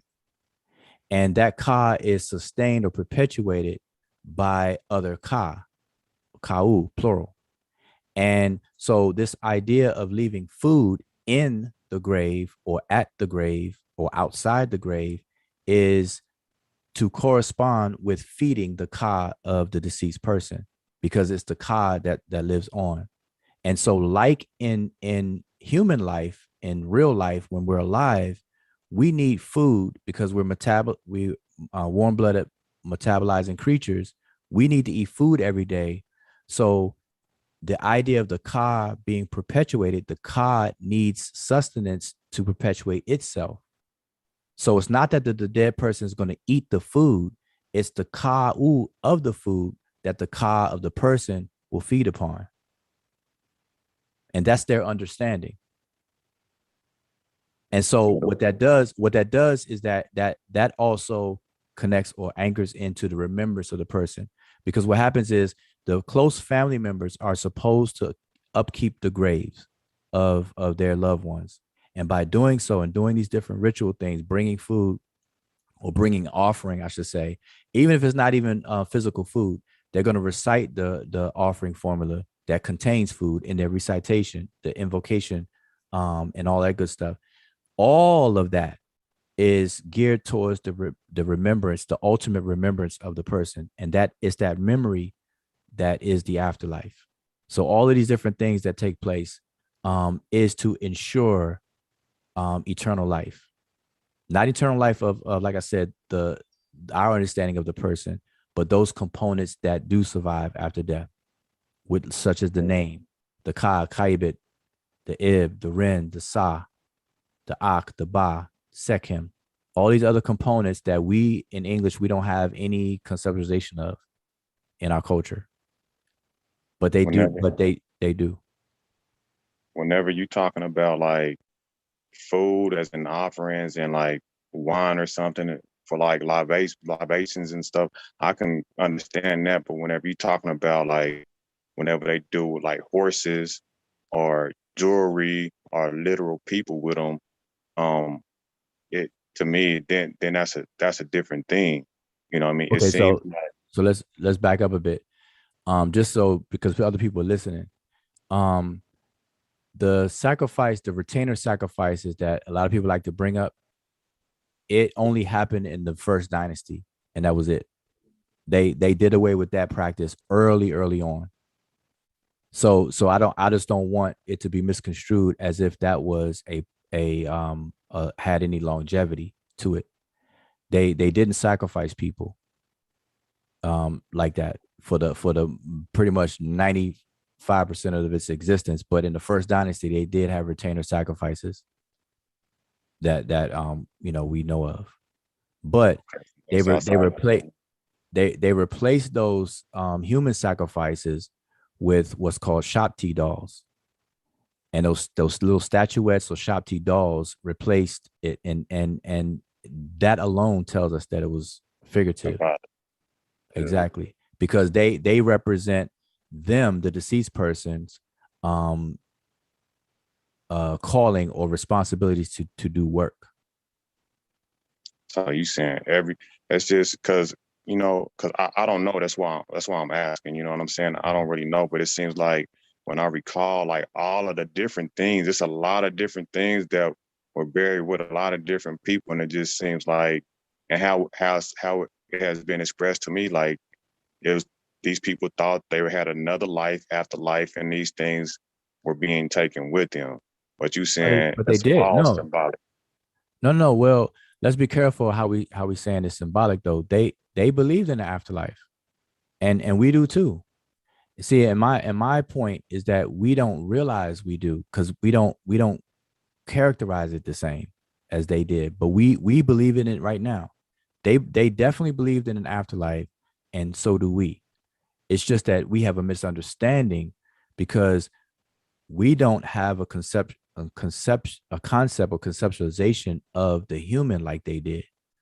So we know, and as well as they did, they knew that nobody was walking up out of those graves. Okay, they buried people for over 3,000 years, and for the life of Kemet's existence, nobody had ever walked out of any grave that they walk past every day. Nobody ever. There's no reports of anybody ever waking back up, coming up out of the graves. And so they never thought that, but I don't. but now I'm not saying you think they believe that, but I'm saying despite that they believed in an afterlife. But we got to put it in context. It's certain things that do have an afterlife. The name is a perfect example, and the name lives on. All right, so let me. And I love that example that you used in that because I always felt like this that I feel like a person with good moral character, if you install good moral characters and the people around you, that's how you also, a piece of you can live forever also. So it doesn't necessarily have to be that the name is a much greater way, you know what I mean? Because you're dealing with a specific people. But I feel like this is how good principles and good moral character survive. And then also that's how you do away with bad character because eventually people are going to figure out the negative aspects of a person's character is not going to, it's not good for progression. You know what I mean?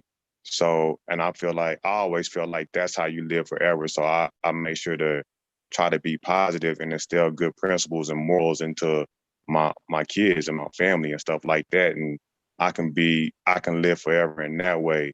And it'll help progress the world in a positive manner. You know what I mean? So I always looked at it in that. So I liked how you broke that down on how the way that they seen the name living forever. And if you think about it, that's what people do all the time whenever you name like a library after somebody or a monument or a business. You know what I mean? It's the same in principle. You know what I'm saying? But I Oh, always, no, I'm sorry. Go ahead. yeah, the way that I looked at it was like that, more of like principles and character. You know what I mean? But I feel like it's the same in principle as what you said. And then Okay, now. Mhm. go ahead. Okay, so now check this out, and I agree with you that those are very important points. But here's a little twist to that though, um, that the moral morality of a person is really irrelevant because people may not like we don't like this, but a person who has done atrocities in their lifetime, evil that we would call them evil, bad, negative things, they can end up having a longer afterlife than a person who never does things like that. So, for example, Hitler, we say his name, we know his identity and the things that are associated with him, and so on and so forth. He has an afterlife to this very day because he's remembered. And a lot of historical figures, notorious or not, like negative or not, they're gonna have an afterlife. I just shared where the Egyptians said that if you can get your name written in something that other people read and recite, you will live eternally as long And as people, whatever the case is. So it doesn't have to do like, oh, and this is to speak on the big difference between Abrahamic heaven versus Egyptian eternal life. The Egyptian eternal life does not care about your morals, whereas Christian or Abrahamic heaven, you have to be good in order to get to heaven. But in Egypt, as long as your name is remembered, you're living on. As long I, as that component of you is living is remembered, you're living on. I agree. I agree with everything you said. But to add on to it, whenever you have the people that did the diabolical stuff, when their name is remembered, it's as an example of what not to do, though. You know what I'm saying? So, and Oh that's yeah, how those definitely, things, definitely. You know what I'm saying? So yeah, But I agree with you. that's beneficial, though, isn't it? Like, because you can learn a lot from a dummy, Absolutely. you know. So you can learn a lot from bad things that people do, because it at least tell you what not to do, and what what to stay away from, and stuff. So it has its part. And not to get off on a tangent, but that's one of the root reasons why the devil in Abrahamic traditions is never eliminated, never killed, never destroyed, because it's an absolute necessary, just as their God is. But that's a whole nother topic. But I'm just, the point I'm making is that, in case people, because see, when I I talk about this stuff a lot, right? And I've had experience, over 10 years experience, talking about this stuff, and I know the kind of questions that it sparks and the dialogues I get into.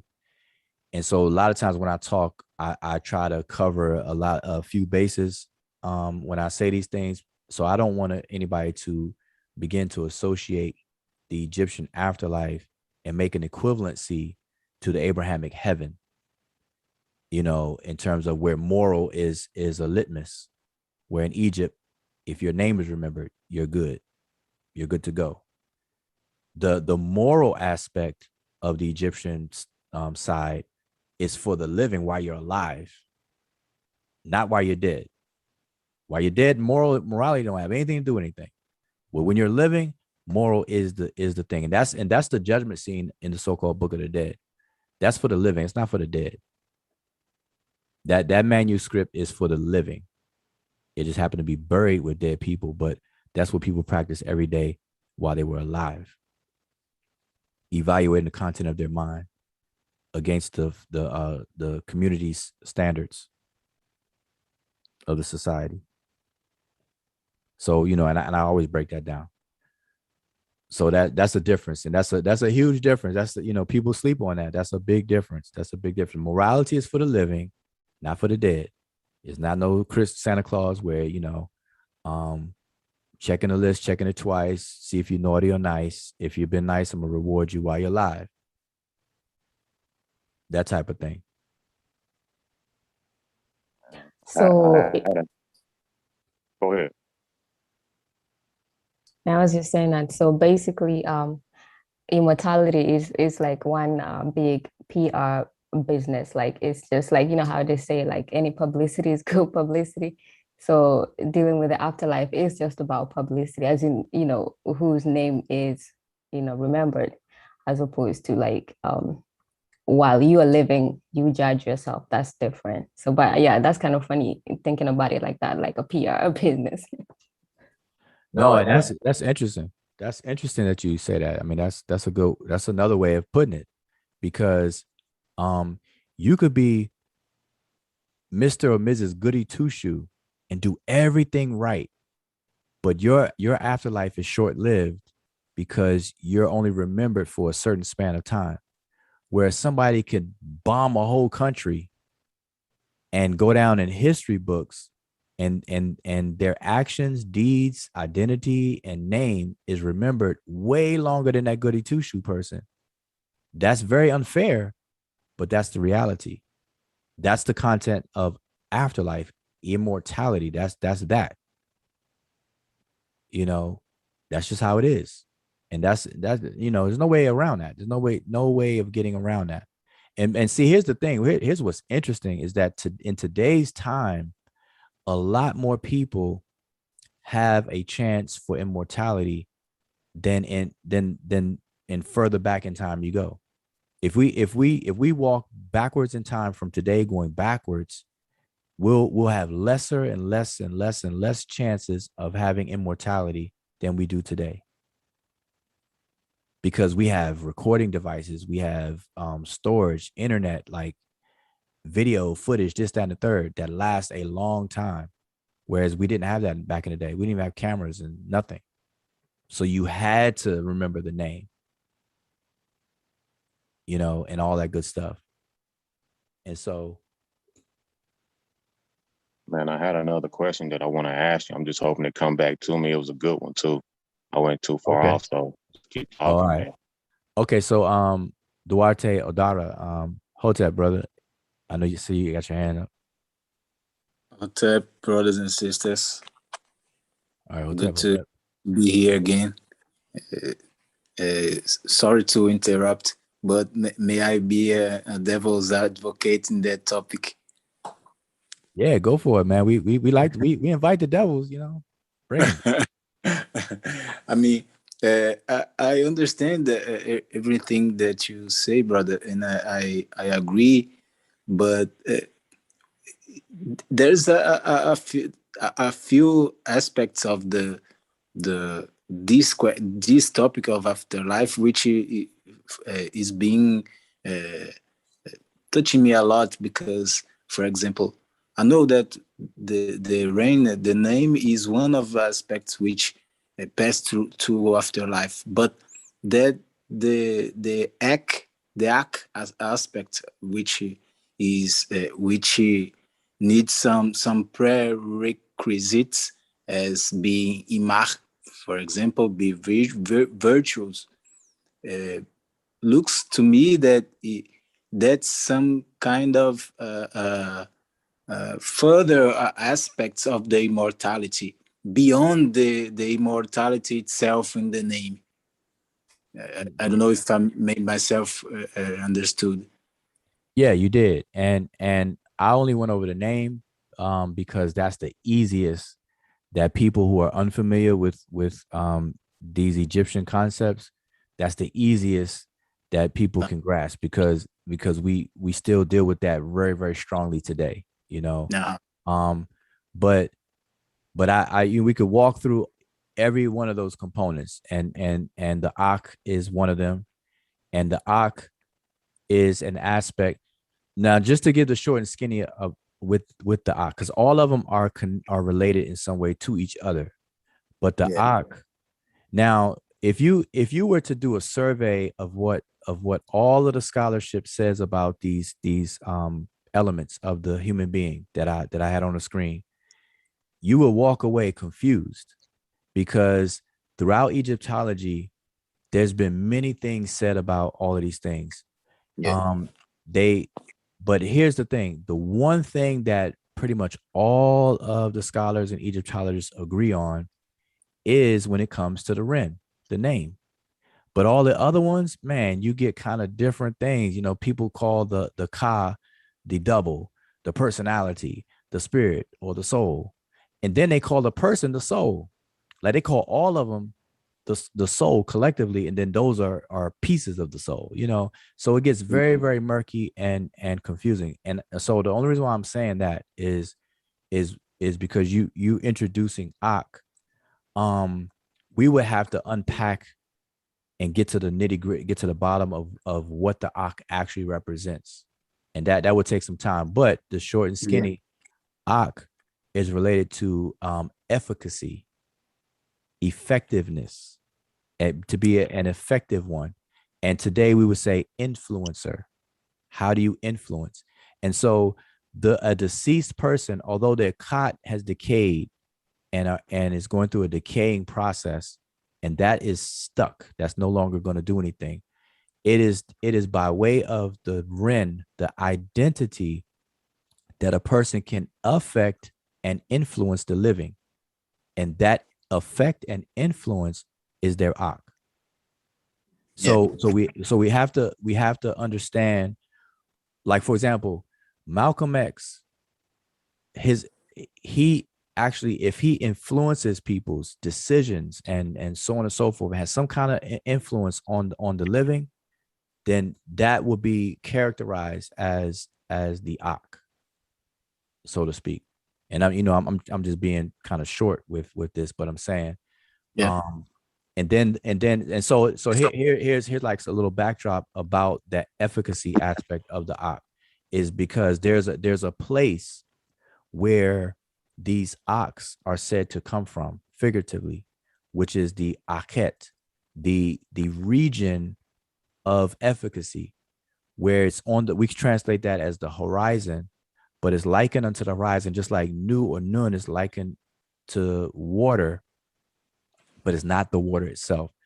But this horizon is where the sun rises, But prior to seeing the physical body of the sun, we see the effects of the sun. It actually makes the sky glow prior to actually seeing its body. So the cot or the physical body of the sun is not visible, but we see its arc. We see the effect it has on the sky. It illuminates the sky prior to seeing the body. So not seeing a deceased person's body, but yet we can see the effects the person has on the living in some form or fashion. That is the Aku. I mean, looks like it happens with the concept of immortality, the same as the notion of the power of language, because many scholars talk about the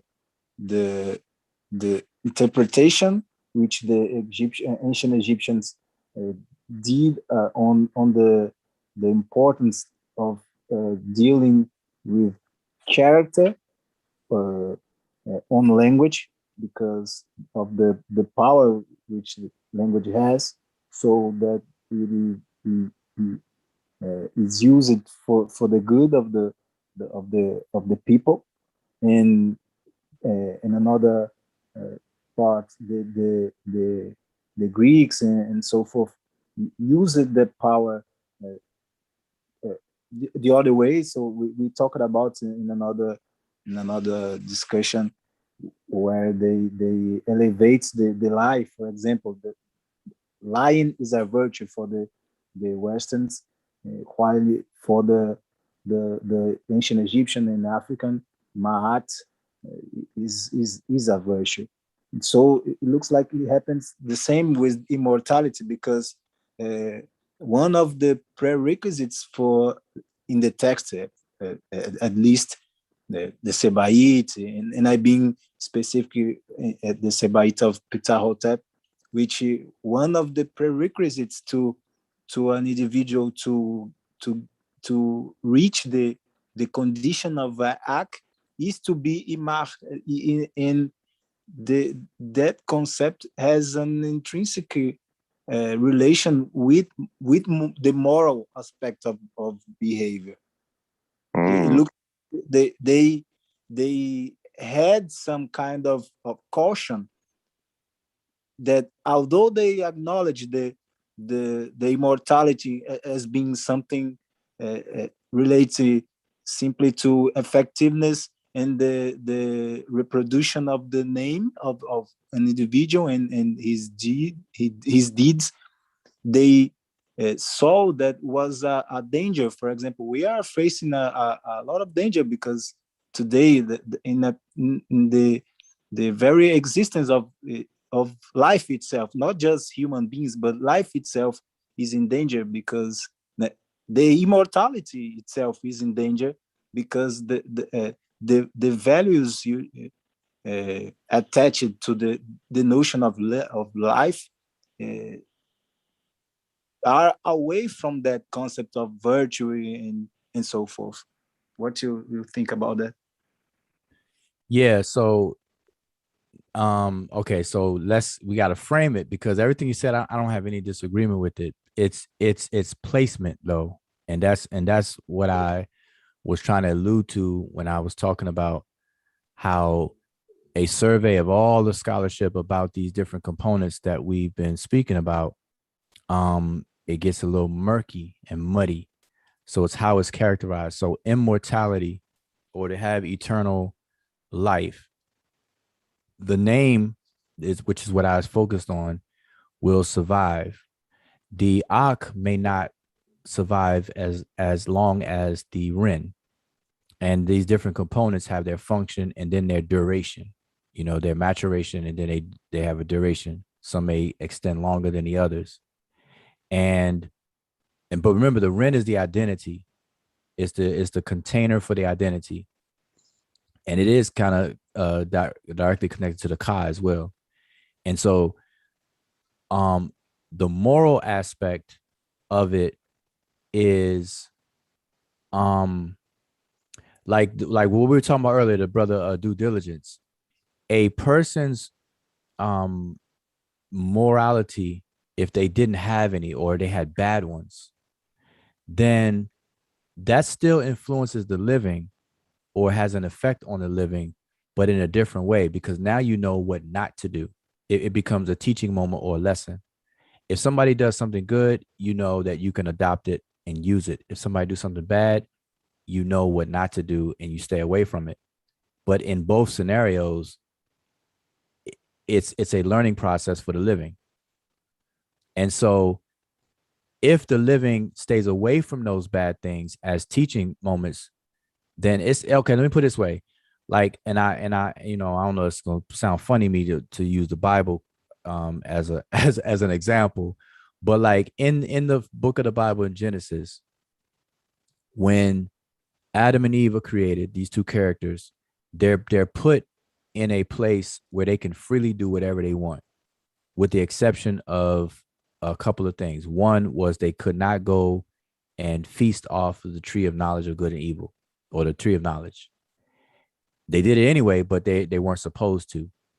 And so they were threatened with death or with things that they should not have any knowledge of. They end up eating it, and then they became fully aware. They became as gods, knowing good from evil. And so I bring that up because in order to progress and move forward, you have to have the agency of discernment. And if you're not exposed to both sides of a coin, you're not going to gain the skill set of judgment and discerning. And so the negative things or bad moral things that people do are necessary for the people come after them to discern. And it's the part you're talking about is if the community does not make that distinction and people gravitate towards the immoral aspects, then life itself is threatened. But if they successfully, if they become triumphant, if they become ma'acheru, true of voice, which is really a vindication of something we could talk about later, if they practice that, then life is perpetuated. Yeah. And so I'm just saying that there's more to that than how we're characterizing it right now. And it's probably will be a longer discussion. But I'm saying I don't disagree with what you're saying. I'm saying that there's more to that though. And I mean, I think, sorry, Tal. No, that's it. I was saying that because as you mentioned, being the mind a platform to the immortality, once the living ceases to exist, the immortality either the two ceases to exist because it has no platform to be no more. So the preservation of life itself is the preservation of the immortality once the mind the mind of the living is the platform which immortality lies.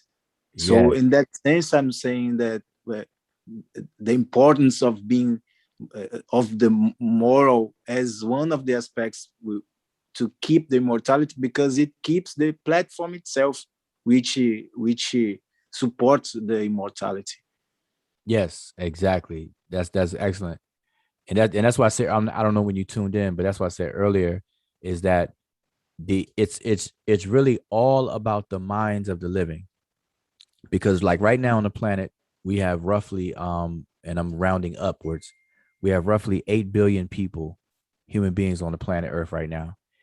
If out of the 8 billion people, if nobody remembers a particular deceased person out of that 8 billion, that particular deceased person ceased to exist. But as long as at least one person out of the 8 billion people on the planet remembers a deceased person, that deceased person still has an afterlife, immortality. And that was the point you was making about writing in general. Exactly.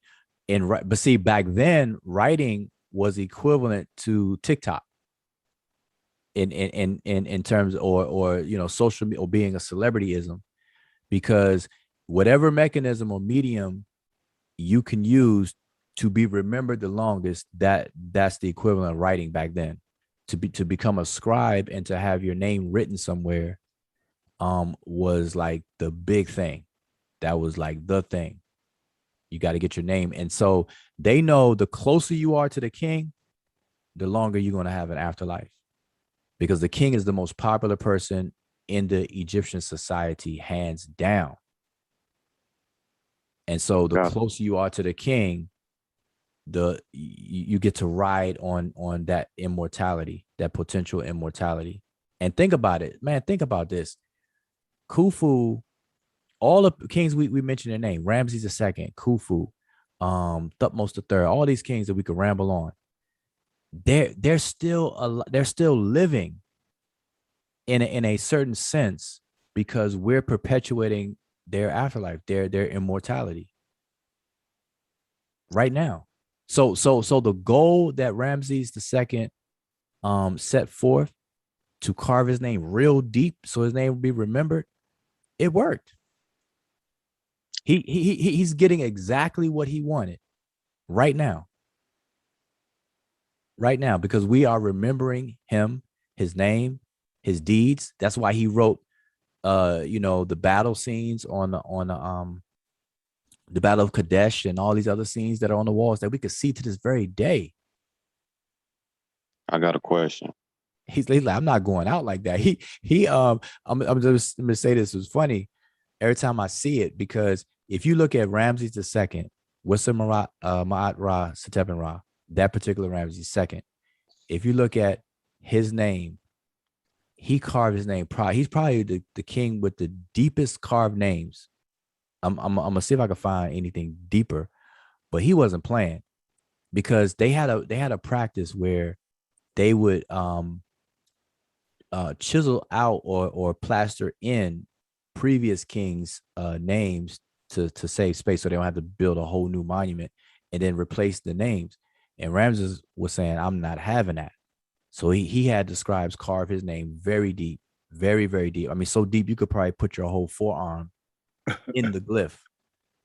And I got pictures of it, but it probably would take me a while to dig it up. But it's crazy. But go ahead. I'm sorry. Saba, what's your debt? Yes. The cot is the physical body, correct? Yes. Cot. So as far as the afterlife goes, I was thinking about the mummification process, which they're digging up now, and now that this doesn't that become part of their afterlife? Even though I'm saying the physical afterlife, because you physically have some remains. Yeah. Well, okay. That's still a carcass. So there's no aggregate, there's no life there. So they have a component of the makeup of the human called the shoot or the kaibit. And that is a word, you already know that it means shadow. And so they analogize it as the shadow because every human being casts a shadow, reflecting of light. On the opposite end of a light, you're going to cast a shadow. So the shadow goes on with the body. But the reality behind that is that along with every physical body or khat, there is something that allows it to move. And so whatever that something is, regardless of what we call it, it's absent in a dead carcass. And so one needs the other in order for us. Like today, we define life as movement. Like a rock to us is not alive because it's not animated. Every animal is alive in our minds because it can move on its own volition. And so the human body is the same way. Once it's enabled to move, we say it's dead. That's our definition of being deceased or dead in general.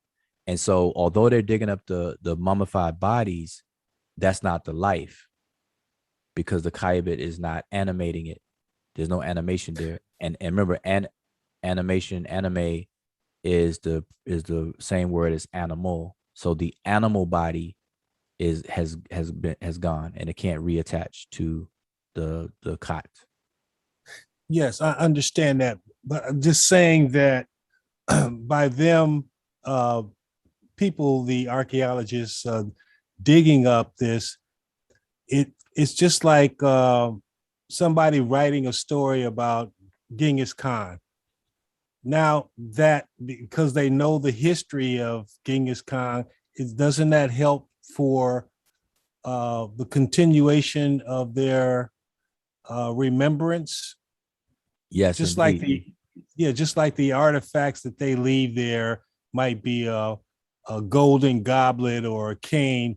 These items that were buried with the kings, or is for remembrance. This was the cane that he used when he was alive, and then it connects with the stories that were passed down from generation to generation for the whole purpose of uh, remembering. Yeah, I'm telling you, I can't overstress enough. And on the flip side, I can't stress how much this is grossly downplayed, but remembrance is the entire key to it all. It's all about remembrance. And where are memories stored? They're stored in the mind, the ib of the living. And that is the mind. And the mind is separated from the light, heru, and the gereh, night. And today we call that the conscious awareness and the subconscious, which we're not aware of. That is heaven. That is where, or a place for the afterlife. Everything that takes place in what they call that which is in the subconscious, or how they said amduat, imi duat, within the duat, is the mind. And so that traveling and all that kind of stuff, that's all in the mind. And so it's all about remembrance. And so we have this thing called the possessor of life, the Neb Unk. We translate that as the sarcophagus itself. Why is that the possessor of life? Because it's a container. And this is one thing that we will learn, people will learn by digging deep into the language. You'll notice that in the language itself, they have a lot of words built off the word ib that are used as euphemisms and idioms. Along with that, you have spatial words that we call prepositions, where you have something that is contained in something else. And the most used one is m, the owl glyph for the preposition m, which means in. And so something will be in something. And so life itself is possessed or contained as a whole. And so all these different elements are anchored into what we call a sarcophagus. So them digging it up is going to be the ultimate remembrance. Unlike, and I don't want to shame I'm not saying this is a shame on the Abrahamic traditions, but unlike them, they don't have bodies to anchor. Whereas other cultures, they have the very literal bodies to these people to keep it anchored and rooted in. Like a ship sailing is anchored. It's anchored in the body. And that's why, and see, scholars will describe what I'm saying in a way a bit like the ba, the bird, the ba part is depicted as a bird that flies around, but it needs the mummified body in order to land, in order to come back every night, to come back to every night. And so I'm saying it anchors that, but I'm telling you, it's all about remembrance. It's all about the memory. But and I say all of that to say that you're right. These bodies we look at as desecrating people's tombs and everything like that. It's a bittersweet thing because we wouldn't know what we know now had they not dug up those bodies. And it's a shame though, because the way those tombs are built, in some cases, they didn't have to disturb the body though. I know they want to study stuff, but they didn't have to disturb it because, like, for example, I'm gonna tell you a slept on tomb, and when you get the next chance and free time, look further into this tomb, the tomb of Seti the First. That's probably one of the most elaborate tombs. The tomb of Tutankhamun gets a lot of attention because his tomb was pretty much left intact, and all the artifacts that they have out of it and everything. But in terms of a tomb itself, the tomb of Seti first is, man, it's off the chain. It's off the chain. And in it, you go in it. You don't have to go to the burial chamber, the actual burial chamber itself. You can go all throughout it and see everything. You can see the book of the book of gates, the book of the caverns. All that stuff is in his tomb. You know. So anyway, Can so I remember the question I want to ask, but now I got another question to ask too. So don't let me forget. I wanted to touch on religion and ontology and psychology. You made a comparison about that at the beginning that I want to touch back on. But before I go there, I want to talk about the understanding of the judgment scene, because the way that I understood the judgment scene is that you had to do mayat, and if you didn't, then you wouldn't be admitted to the underworld. And if I understand you correctly, you're saying that it's not that, because that's kind of a Abrahamic concept as far as morality is concerned, of doing the right thing in order to go. But my understanding of the judgment scene was that's the same in principle, is that if you have great, moral character, mayat, then you will have admittance to the afterlife. okay, so all right, so the judgment scene.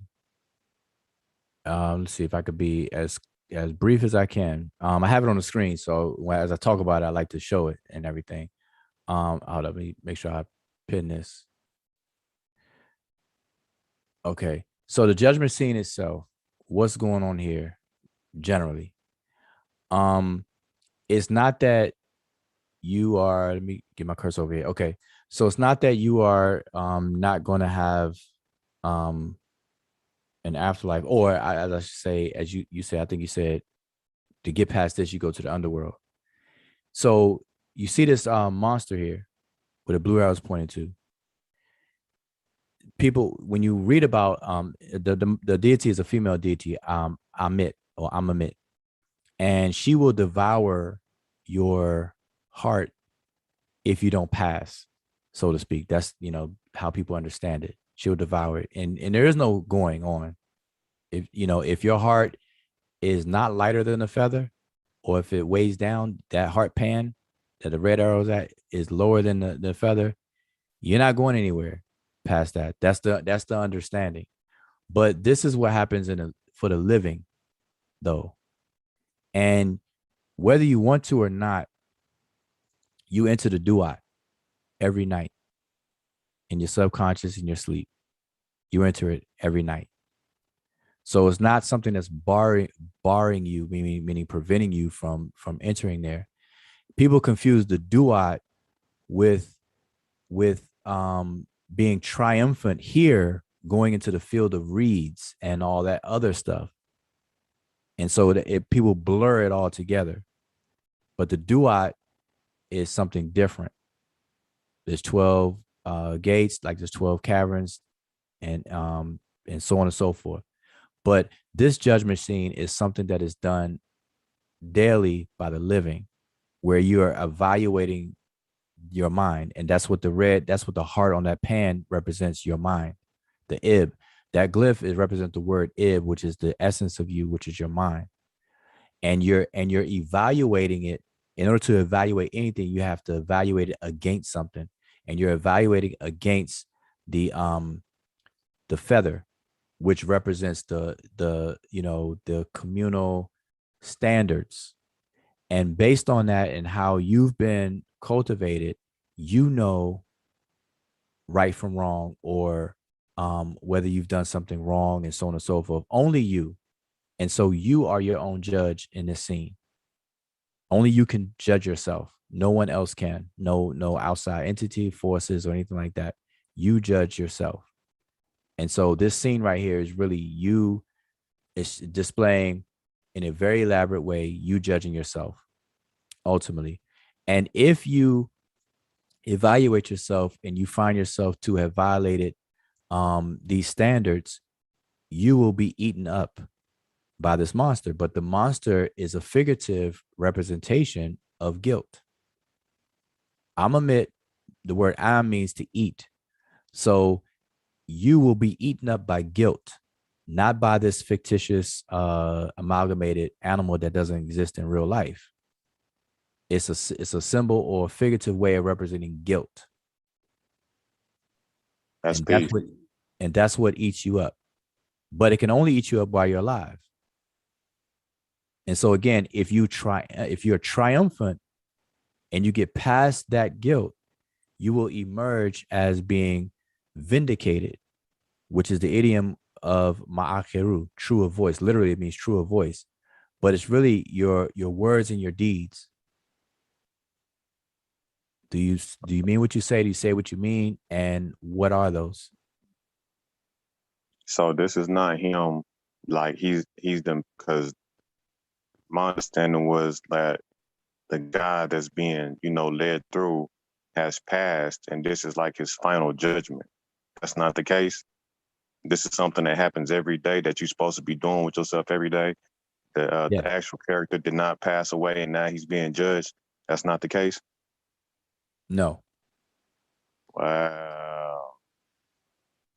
Wow. This is a manual for an ongoing ancestralization process that people do on a daily basis. I did not know that. I like this understanding better. You know what I'm saying? So, because I want to say it was one of the ancestors. I don't know if it was. I don't know. One of the ancestors was making the comparisons. Like this is where they got, the scene with with, uh, with Peter and the pearly gates and being judged and all that. All that. You know what I mean? They're making that comparison that Christianity pulled this away from it. So maybe I assumed that the guy passed away. But anyhow, I like that breakdown. And someone got their hand up, so I just want to ask this question so we can move on. So I like how you spoke about religion, and I always seen whenever I take my feelings about how I look at religion, you know what I mean, and this is just religion in general. I always felt that religion is the psyche of those people. It can tell you how the people see themselves in the whole scheme of things, and you can judge how mature, these people are too on their understanding of how they see themselves in their religion or how they religion applies, you know, and and then I think you was alluding to like things that you don't understand how they attribute a lot of these things to God, you know what I mean, and come up with things. But um, I do feel like in some religions, you know, it's not as maybe thought through as the Egyptians because they don't know things and they trying to fill in the gaps. But I don't feel like the Egyptians were doing that as much. You know, I'm not for certain, but anyhow, I just like how you expressed that because I always felt that you could judge, you know what I mean, a culture's psychology on how they see themselves in the world, because that's really what they're expressing, how they see themselves in the whole scheme of things. And I like how you expressed it. It wasn't necessarily a question, but I just feel like, it was a good breakdown on that. I like that. So So let me just say something about that real quick. Religion, have you ever noticed that sometimes religion is indistinguishable from culture? Like a yes, like you like yeah, sometimes people use them synonymously. Like, you know, they say religion, but then they be talking about culture, you know, and there's a reason for that. And so what I do in order to make progress in conversations where that comes up is to separate belief from religion and put religion in its proper place. And what a religion is to a people, a group of people, is simply a contract, because that's exactly what a religion is. That's what the word itself means, and that's how the word functions. It is a binding, a commitment that's made by a group of people, individuals, collectively coming together and having an agreement. That's what the word actually means. Legare, which is to bind. And usually in a religious system, you make this commitment, you make this binding act through some kind of through some kind of process where everyone agrees and knows that that's what you're doing. And so in a lot of initiatory systems will take people through this onboarding process, for lack of a better word, where you physically show something tangible that you have made a more abstract commitment.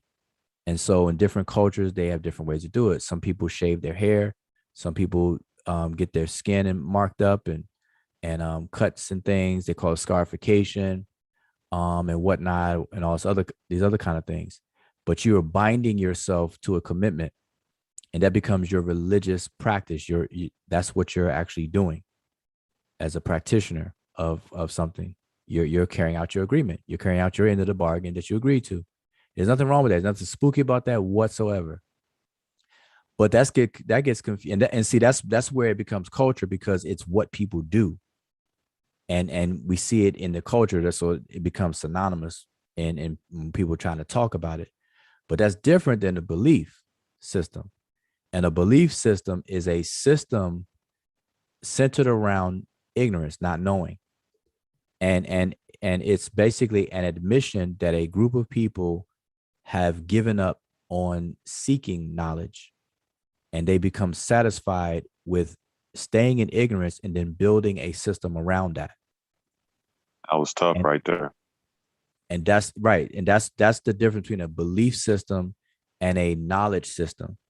And so a lot of cultures around the world prefer the knowledge systems over belief systems. Although everybody has beliefs, but cultures try to shy away from building systems around that, though, because they know that it's an ongoing process of maturing, and that's the epitome. We can see it clear as day in Kemet. And that's why when people try to spookify Kemet so much, it's really disrespectful to the efforts they made on thriving to be more knowledge based than belief based. So do you feel like people are and I think it also like kind of like implies that in the in the spiritual system of the Egyptians, that we like to think that we are progressing as a people, but it seems like if you start from the ancient times, it seemed like we digressing. If you look at the religions or spiritual systems or belief systems, well, is that a fair assessment? Whenever that because Yeah, like yeah, technology, I mean, yeah. technologically speaking, it seems like we're advancing, but value wise and what I mean, morality wise, and what people are doing on a daily basis and how they live their lives and their practices, it seems like we digressing. Yes, and it's funny because I had a conversation about that earlier today, where it's all on how we define progress. And so today in 2021, we have a lot of technology, and we define progress based on the accumulation of technology, you know. Um, but the downside, the consequence of that is that and what you're describing is a reduction in human technology for human being itself. And so character building was the mode of the day. And in general, the idea is that if you can build a better human, you are also building a better world, a better society, a better perpetuation of life. Whereas today we kind of do that flip. If we can build better things, it can make the human being more relaxed and lazy. It makes us lazy. And earlier today I was talking about calculators, where when before calculators became readily available in schools, there was a movement to bar the use of calculators in schools, in the school system. And you take it back even way further than that. Writing itself, people don't know this. A lot of people don't know this, but writing itself, there was a whole movement that was anti-writing. Like we had anti-vaxxers and anti this, anti that. Today, there were people that was actually anti-writing way back in history because they felt that writing was going to dumb down the human society, the population. And so, bring it back to today, calculators, there were people who didn't want calculators in the school system because they felt that, okay, it makes the mind lazy. Cell phones right now, like honestly, I don't remember anybody's phone number right now. But when I was younger, I knew all my friends' phone numbers, my own house number, everything. Like I don't even know my own cell. Like I know it now, but it took me a long time to even know my own cell phone number. And so, to speak to your point, that's what you're describing as what it seemed like a digress, but it's the abandonment of building the better human as opposed to building better things, because humans build things. And the idea is that if I could build a better human, then as a better human, of course you're going to build good things. But we want to shortcut it and just build the better things and forget the human. And that's detrimental because that is a death cycle, because over time you're going to kill humanity. Right. And then to add on to that, when we don't necessarily have to go there because but just to add to that, the other layer is the question is it what's the word? Is it deliberate? Is somebody actually, you know what I mean? Is this just natural human process, or is there somebody actively trying to dumb down society to take advantage of people? Because I feel like on a different level, the elite of the world are on a different scale intellectually.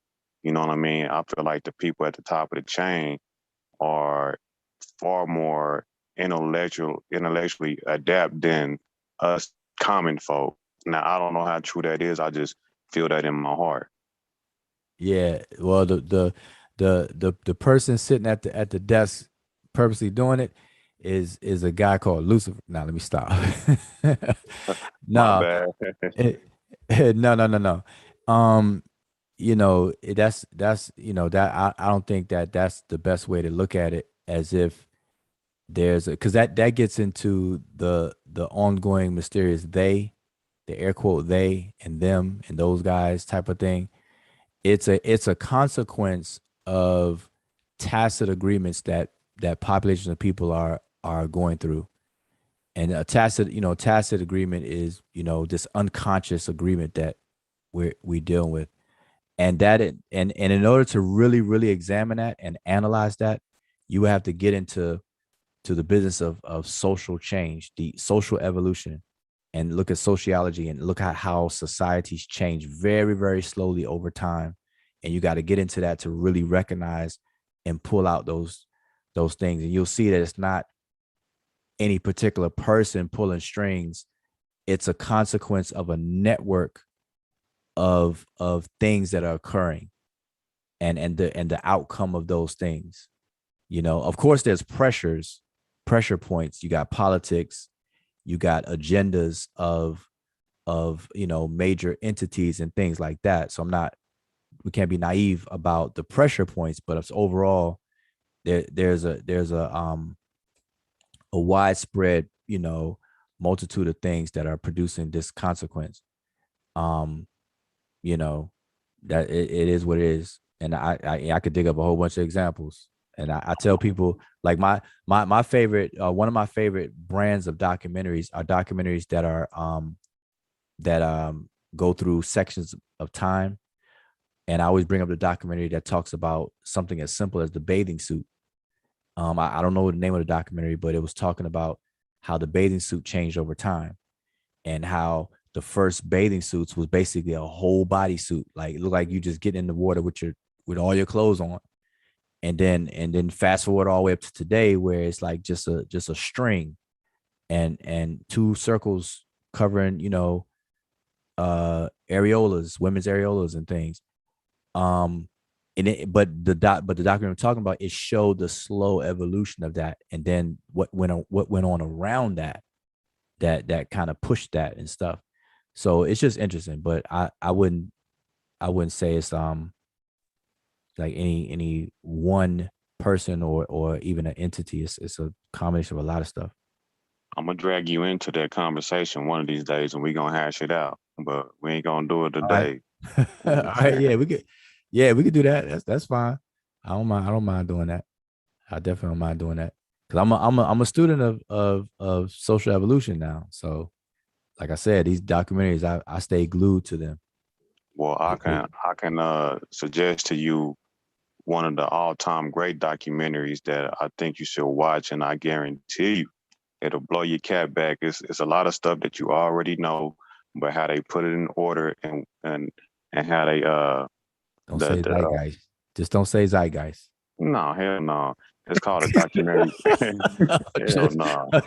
I'm just making sure. Boy. It's called Century of the Self, and it's deep, bro. And it just documents, history and how people use propaganda and where it comes from, but it actually follows Freud and his nephew Eddie Bernays, and they have so much video footage, and they show and they give you example after example. I'm talking about maybe this documentary is about 4 hours long, and you can watch it all the way through in one sitting because it just keeps going and connecting all these dots, and then at the end you just blew back. But it gives you example after example after example on how, you know, these organizations was manipulating people through propaganda, but through Freud's his papers that he put out. And his nephew Eddie Bernays is the one that put it into use. That actually, went to these companies, was like, I got this formula that I can get people to do it, and it was working. The results was, it's not as slow as you might think it would be. I'm talking about, few months, and they was getting people to do whatever they wanted they do unconsciously, but it's a lot of footage to back it up. I wouldn't say back it up, but to prove it. But it's a great documentary. Okay, that's cool. I'm gonna check it out. Definitely check it out. I pulled it up. Yeah, So- I think Zane recommended that too. I don't know, Zane. Okay, he's not here right now, but yeah, I think Zane let us know if that was the same video you recommended one. So yeah, definitely then must be I must watch. Yeah, it's one psychology. all time. Listen, you'll hear me say this, boy. I'm in the archives as saying I think the most slept on focus of disciplines by just our general community is psychology and linguistics. Linguistics and psychology. You got, of course, in linguistics, you got cognitive linguistics, but I'm saying psychology itself. I think, man, that is one of the most slept on disciplines, I believe. Yeah. So I'm learning that language is more deeper than it seems too. How you can, trap people in language. Like if you like who says the quote that defining a person's reality, you can control a person by the words that they use. You know what I'm saying? And like that's deep right there. And then whenever you look at words, and the words that you use is how you view reality, you can literally control somebody's reality by, words. You know what I mean? Listen, you all right, you about to open up a can of worms, because I listen, I could have an entire 12-hour conversation just on what a word is. So I'm with you on that. Um, it's fascinating, and there's a lot to say about that. And I see we got Asar on the panel, and I'm sure Asar, who focus a lot on linguistics as a tool for the things he does. But when it comes to the word, when it comes to that and everything like that, the word, listen, we could talk about that for days. Ferdinand Saussure and Noam Chomsky, from them to them, from that one to that one, and everything in Beast. between. That's me right there. So the whole aspect of the word being a tripart entity of form and meaning, and then the link between the two, and how that actually works. Listen, we could talk for days about that. So I don't disagree with what you're saying in regards to that. But we kind of landed here from the idea of the quote unquote they being like a manipulator and stuff. And so there's a lot of components to that. So we just got to be mindful. That's all I'm saying. Definitely. So anybody else? I mean, What was rocking out. I'm diving into the philosophical ocean, specifically on the logic, epistemology, and cosmology, ontology aspects. And I saw some things interesting.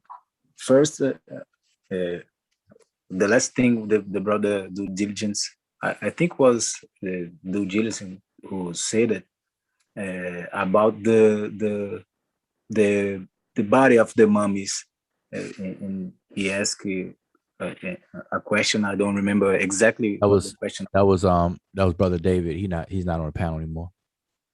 So right, thank you. But that relates to some questions that I'm raising. I'm in the beginning of a research. I know it will take a few years at least to deal with it, but various questions is popping up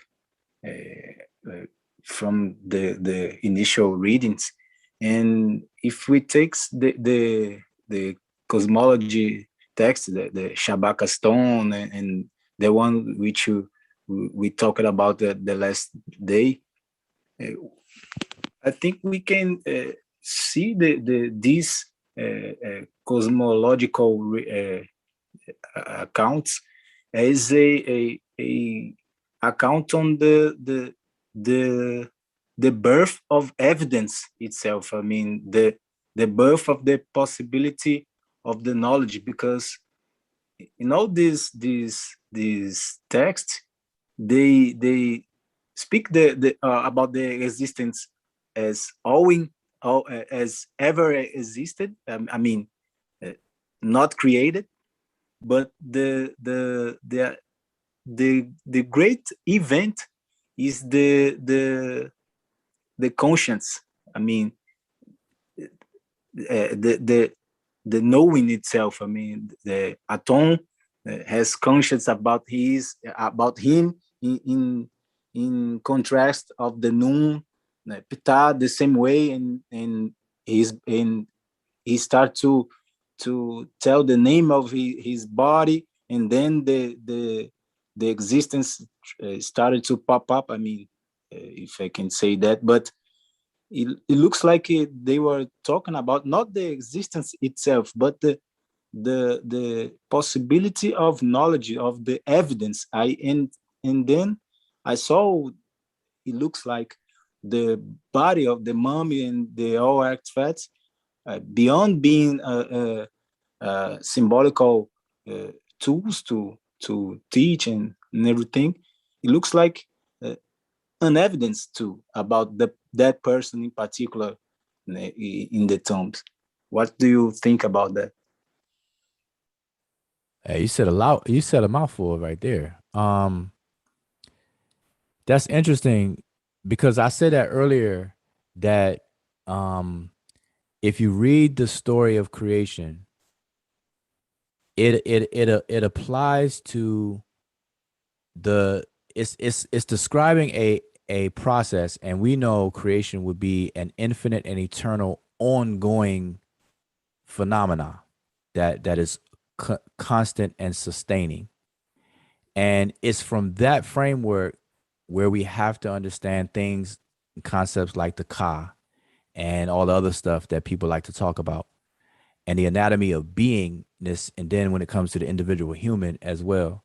And so the unfolding of existence itself is a similar process to the unfolding of our consciousness, as a witness to the different things in existence, all the different thingy things around us comes into being to us in the same descriptive way that God, for lack of a better word, comes into existence by being aware Yeah.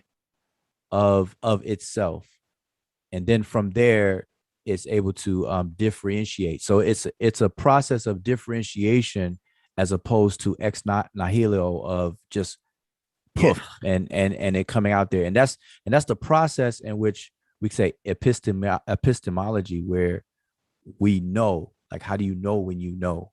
Yeah. And things emerge into the conscious from this formless void, you know. And that's interesting if we parallel, kind of parallel that to our experiences, but we just don't describe it that way. Yeah. We learn and we don't learn, we either ignorant or we not, all that kind of stuff, but we don't like actually examine how things come into existence, even to our own inner universe, this abstraction we call the mind, and stuff. But that gets deep, and I don't know if Yeah. people want to stay up that late. And I think that this relates to the cultural aspects, because one of the brothers was talking about the progress in the technology at one side, and another the regress of the human development and the moral development. I mean, it looks like it has as a strong point the cultural aspect, because that differentiation in the concrete, the things, and the abstraction, and the logos, and so forth, in the characterization of value upon the material things itself. So by this we look for, we're learning to look for material things only as a good in itself, not of the aprimorment, or the I mean, up level in the human aspects, the moral and so forth, which can better use the material things. Mm-hmm. So now check this out real quick. To go in the same vein that what you brought up, how Atum became aware, and prior to that he had no place to plant, to anchor, no place to stand, and so on. And you said but before you even said that, you brought up evidence. And so if we actually look at the word evidence itself, it boils down, coming from a word that means distinction. And so if you read the story about how Nun is this infinite, eternal, Yes. formless thing, nothing is evident because there's no distinctions, there's no forms. And then what comes out from that state are the forms, the Kepler process, the coming into beingness is from that to something else, and that produces the evidence, which is something that is actually takes form to be perceptible. That's what evident mean. It comes from the word. If anybody looks it up, it comes from the word which means to see, vedere, which means to see. And but in a respect of distinction, to make a distinction. And so think about this: if nothing if nothing existed but one thing,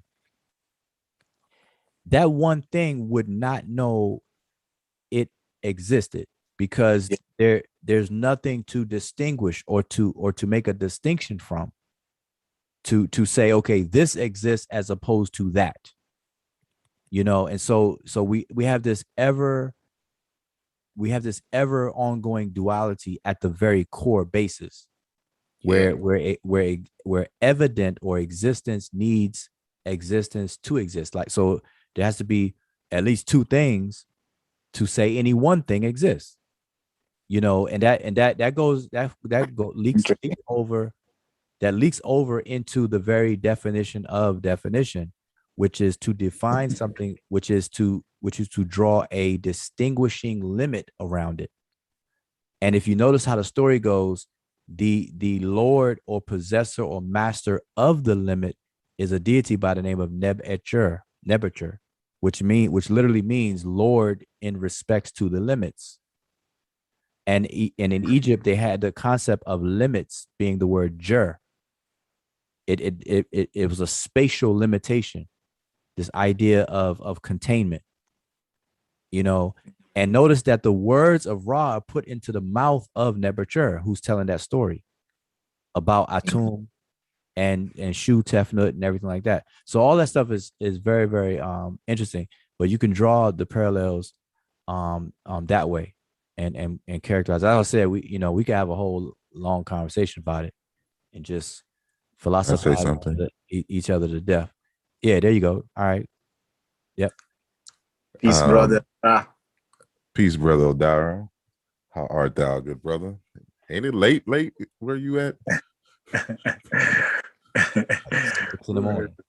We are out there. No, one thing that I've been pondering, kind of going back a little earlier in your discussion in terms of the ex nihilo, is that what people fail to understand, like ultimately all of this is a logical argument. So the ancestors are seeing what is more logical in terms of the explanation of reality, right? And it doesn't seem like there was much thought when it came to God as a separate being and then created ex nihilo. See, the problem is that when you say nothing means nothing. Yeah. I'm just gonna go there, Asar. Real shit. There's if there was, God couldn't create from nothing because there would not be God, because God is something. Yeah. You get what I'm saying? Like it's not God and then he's surrounded by nothing and then out of that location, because that's a distinction between the two. So what I believe is that our ancestors thought that this was illogical. So the only thing that makes sense is that there was always something, and that something, the way that things are today evolved from that something. Yeah. And that totality is what we call God. See, what people don't understand, like people think that God is a being, when in reality, God is an infinite system of inputs and outputs. It's a good conceptualization. And so that's just, something to ponder in this whole thing. Yeah, I agree with That's the point. Yeah, that's a good way of characterizing it. And that's that's another way of characterizing it. I mean, the saying of how the mind, like water, seeks the path of least resistance. And I swear, man, today I think we are anti that. People want, they don't look like something has to be so extraordinary to discuss as opposed to the simplest thing. And it's weird because we we go against that. Like even in school, like when we learn math, we know simplification. Like we would never say 5/10, 8/16. We would just say 1/2, 1/2. Like we always learn to go to the simplest form. And simplest, the harder explanation would be the X nihilo stuff. It's more simpler to say, okay, how it's described. And even in its analogy of being water, how, nun, or this infinite, eternal, formless blah, for another lack of a better word, and how everything evolves or comes out of it. So it becomes the things in and of itself, all that. That's the easier route to me. And so the way that he I'm just saying the way that was just characterized just now, is another example. I mean, I don't understand how people would wrestle with that. I think people fail to grasp the concept of nothing, even though it seems really, really simple, but people don't see nothing in a literal term. Like nobody has ever witnessed nothing and like non-existence. You know what I'm saying? Let's say you have like a room that's like the four layered walls, like a box or something, and then you sucked out everything of it and you made it a vacuum. It will still be things passing through that lead, like particles and stuff that can go through lead. So literally nothing does not exist.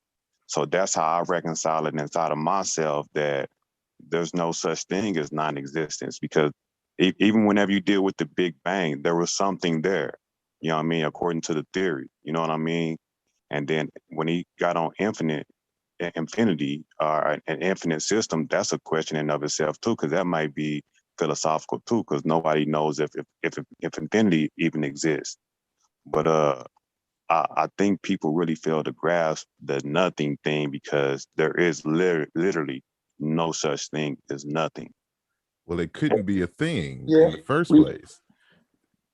Yeah, like nothing. There would be no evidence for nothing. Exactly. We are dealing with something we call in logic as a postulate, which is self-evident, because we are dealing with the limit itself of the mind. How can the mind conceive the nothing? How can it can't? It simply can't. In psychology, for example, they acknowledge the abstractive nature of the negation, the operator, the negative operator. For example, is something difficult for children to understand. You say, don't do it. They don't have a clue about the don't part of the sentence.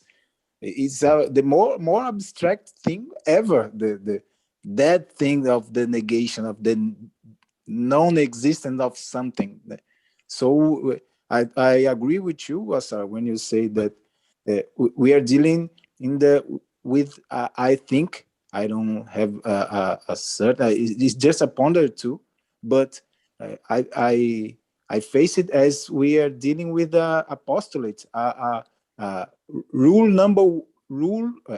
rule number one, that something has to be only exist from something. Well, listen to this. The very word exist itself, it is actually a description of what we just talked about, the emergence of something.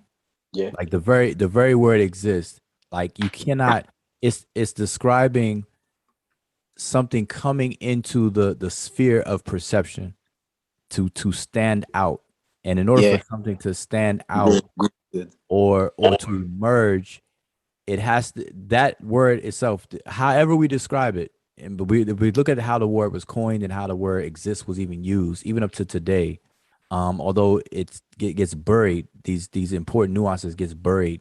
But if you go back to them and dig them up, it kind of reveals itself that existence itself, or to exist, it means to be standing out, so as to be perceptible.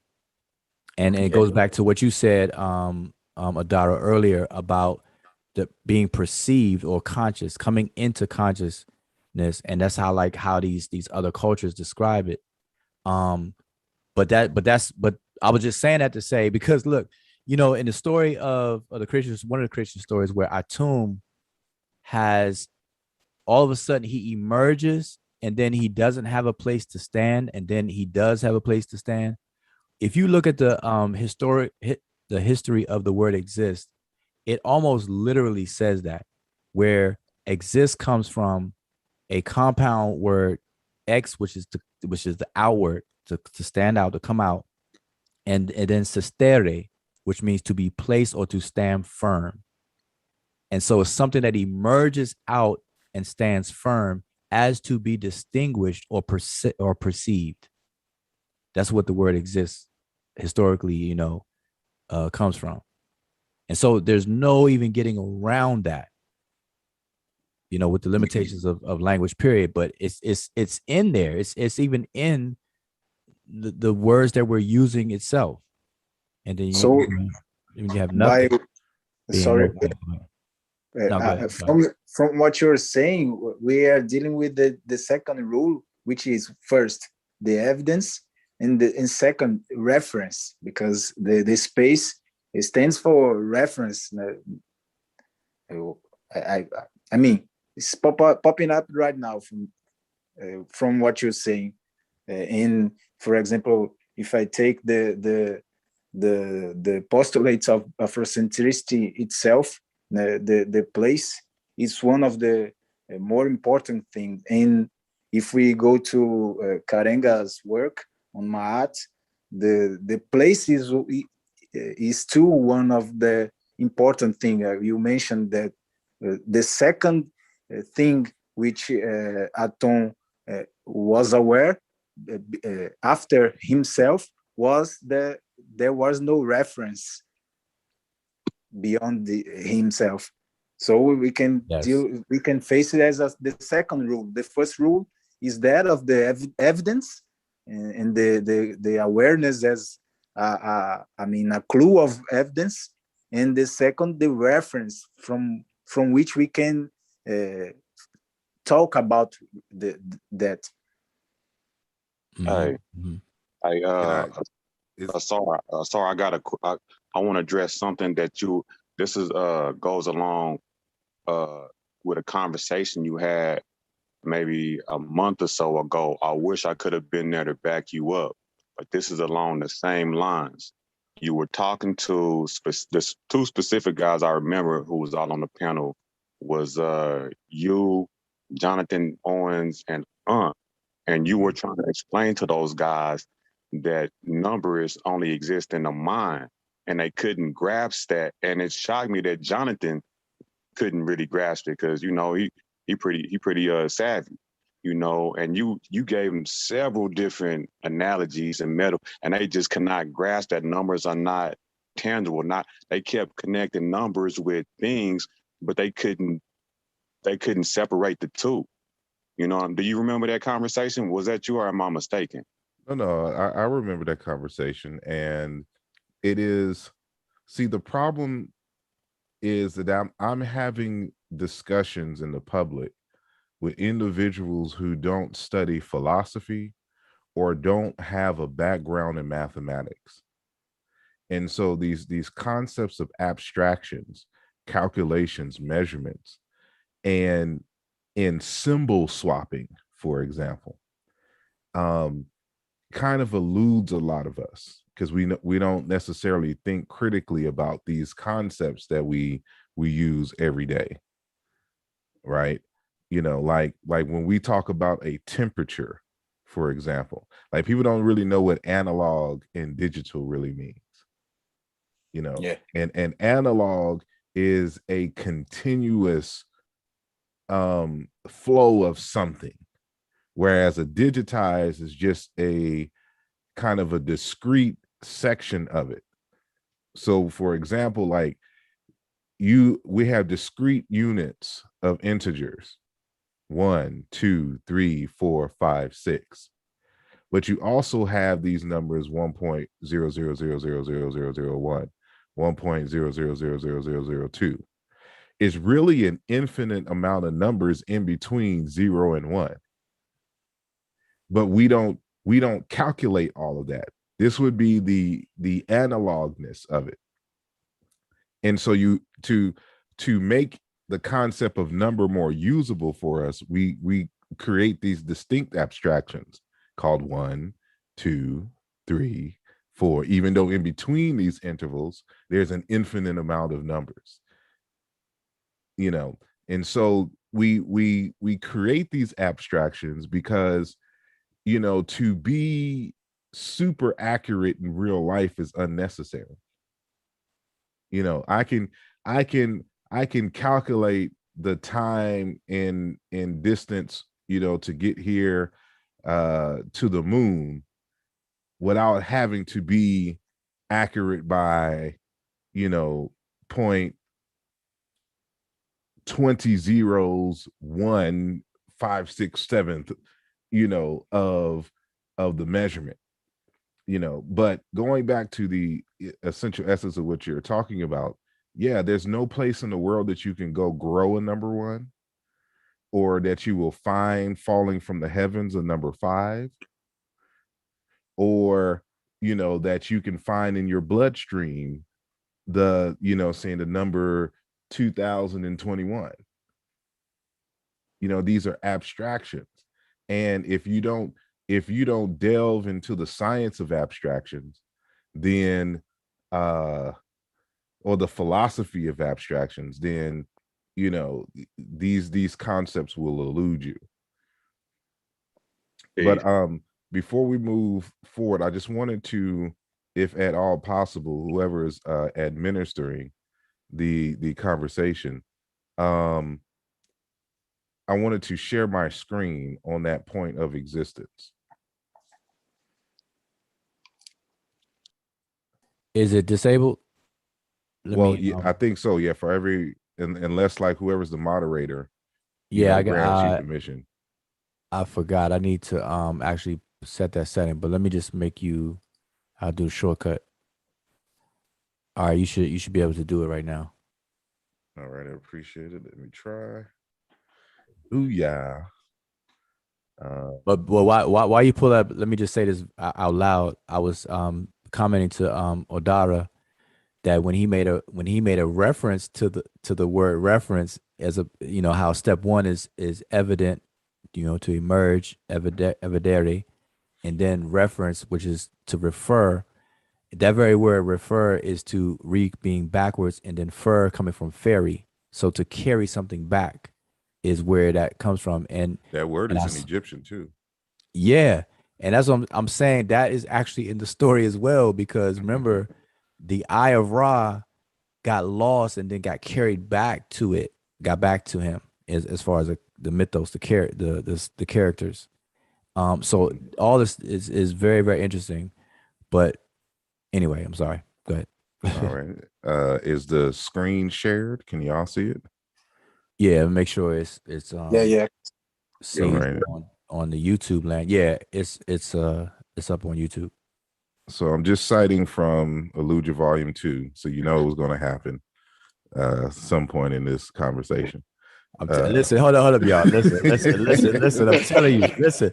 I am willing to bet mortgages. That's all I've been saying lately. I'm willing to bet mortgages that every single time Asar gets on a live stream, somehow, some way, is going to be a reference to Eluja Volume 2. And I'm being specific. I'm being specific. I'm not even saying Eluja Volume 1. I'm saying Eluja Volume 2. I'm just saying that it should just be called the encyclopedia from now on, like basically. But instead of going to 2 or 3 different books, I'll just go straight to the citation. So there's a philosopher, South African. I think he's originally from Zimbabwe, given his name, Ramos Magobe Ramose. And is that Ramesses? Who knows?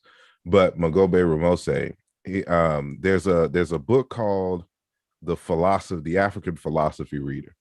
And he has several articles in that text. And one of the articles is the philosophy of Ubuntu ethics. And he says something here in relationship to the concept of being, which is synonymous for existence. So I'm going through the whole, you can see my whole wound to exist, noon God, all this other kind of stuff, right? So African philosophy is consistent with the philosophic position that motion is the principle of being. According to this understanding, the condition of being with regard to every entity means that to be in this condition of ness, I don't know, I just read that. According to this understanding, the condition of being with regard to every entity means that to be is to be in the condition of ness. Whatever is perceived as a whole is always a wholeness in the sense that it exists and persists towards that which it is yet to be. Because this is the characteristic of every existing entity, being is to be understood always as a wholeness. And so the fundamental thing which I have bolded here is the word motion. And that's underlying, you know, when you're talking about like rising from a point, like there's always motion involved. And this is how you know that if God is a thing, it has to be in a being in the terms of it has to have some elements of it that you can measure from moving from point A to point B on the grid. And so he continues, actually is previous to that, in a different article. Remember I said he wrote a number of articles in that book. In Ubuntu philosophy, epistemologically, being is conceived as a perpetual and universal movement of sharing and exchange of the forces of life.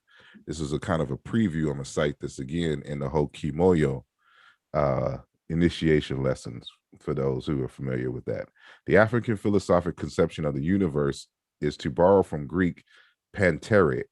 Well, in this view, order cannot be once established and fixed for all time. That means it's always like, this goes back to that point regarding the Abrahamic religions and how they always like to talk and conceptualize existence as creation, as if it is not evolving. Whereas in the African ontological worldview in general, it is a perpetual and universal movement of the sharing and exchange of the forces of life. And going back here, he says, whatever is perceived as a whole is always a wholeness in the sense that it exists and persists towards that which it is yet to be. So it is always an ongoing movement and evolution forever. That some form is always in motion forward to become something else. And lastly, I just want to skip over, we're going to deal with the Dogon. And let me see what I say here.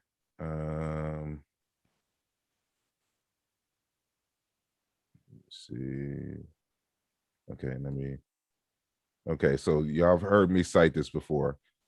In the Pale Fox text, Marcel Griole and Germaine Daersheling informs us that among the Dogon, God is creation and not a separate being from it like we find in the Abrahamic tradition.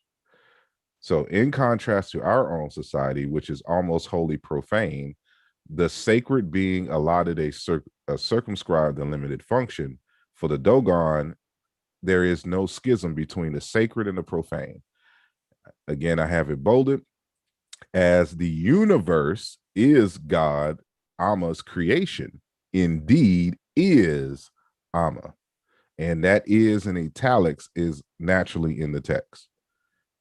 So creation is indeed Amma. It is sacred with all it contains, from the infinitesimal to the infinite. Going back to that infinite again. But then he says these things here, which I wanted to kind of reinforce what Dr. Ramose was saying. The relationship between motion and life, therefore existence and being, is conveyed in the following excerpt. And we're speaking about Amma again. The spiral formation of the Yala makes it clear that the Po, which is the Dogon word for seed, will be alive, in quotes, for it is prefigured in movement. Prefigured in what? Movement. It denotes the formation of the Po seed, symbolized of the smallest thing, as well as of the vital force that will give it an internal movement, life. So life is movement, being, existence. They're all synonyms when you look them up in a synonym dictionary, if that even exists. This citation is a prerequisite for understanding the following in Dogon thought. So pages 134 to 135. It is said, inside the Po, which is the symbol of the smallest, is an even smaller thing, which is life. Life developed at the same time as its means of support, made of the blended elements. This development worked on the principle of a motion turning in a conical spiral. It is said when life increases, it increases by whirling, which is a repetition of Amma's first act, because that imitates how Amma came out of the egg of the world. And so just giving some evidence here in terms of this notion that motion is at the core, especially in African thought, for being. And that like when you see those spirals in Congo tradition and in other places as representations of the divine, it is built off of this particular ontological template. And words for Kepper, and I'll end there. And here's the famous, the book of knowing the ways of Raz. Yep, that's it. That's the book right there. So listen, man, you said a lot. I hope everybody who's watching is taking this in. I know it's late, and you know it's people get tired and groggy and whatnot. So definitely please come back to this video and check it out and offer your thoughts. Like I said, I like to engage. I like to interact and engage. I like to push conversations forward, you know, so I don't mind revisiting things, you know, so I may, you know, impanel another session and we can go back over some of the highlights of this. But I wanted to say something to what you just said. I think it fit, excuse me, I think it fits in. So I'm just gonna share my screen real quick. Mm-hmm. If I can get over here to it. Okay, so, and I'm gonna have to ask for assistance. Let me pin this on my screen, so everybody can see it. Okay, so this is a text coming from, let me get my cursor over here.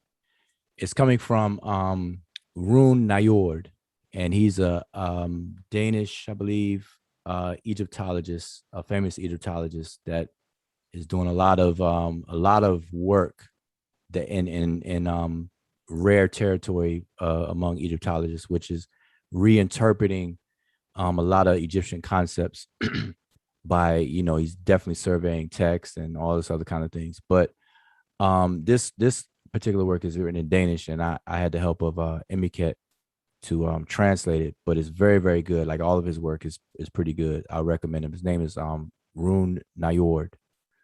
But anyway, this portion that I have here, if Emiket don't mind, if you could read just this first paragraph just to set it up. And you know, we've gone through the translation, so I'm gonna skip to that, but I just want to read this part here. You don't mind.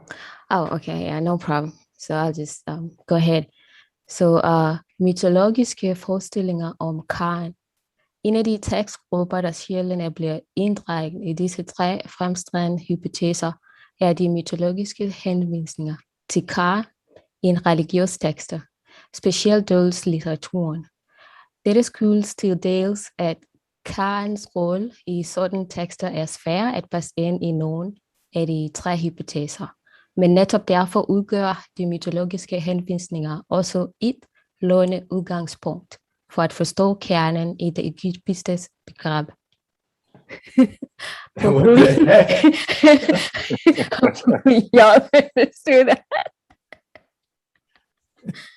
Yeah, that was weird reading that to myself, but yeah. Great, All great right. thing. So let me translate. And I wanted to I wanted her to do that because when I showed something like this before, it's maybe like last year or something, and you know the trolls be like, well, how do you know that this that other, you know? So I'm just letting people know that I don't speak Danish, but I have someone who reads it fluently, speaks it, and everything. So his text, you know, I have access to it by way of that. But anyway, in this portion, it's not very long, but in this entire section, the title of it is the mythological notions about the Ka. Now, the reason I'm bringing this up is because what you just showed and shared, Asar, is really one of the prerequisite understandings that we have to come to the table of Kemet with a bit, because the notion about the Ka, as he explains, well, I'll just read it. Mythological notions about the Ka, that's what the title is. And it goes on to say, one of the text groups that has rarely been included in these three prominent hypotheses, and mind you, I'm skipping, so he says some things before that will probably make sense. Three prominent hypotheses is the mythological references to the Ka in religious texts, especially the literature, the funerary literature.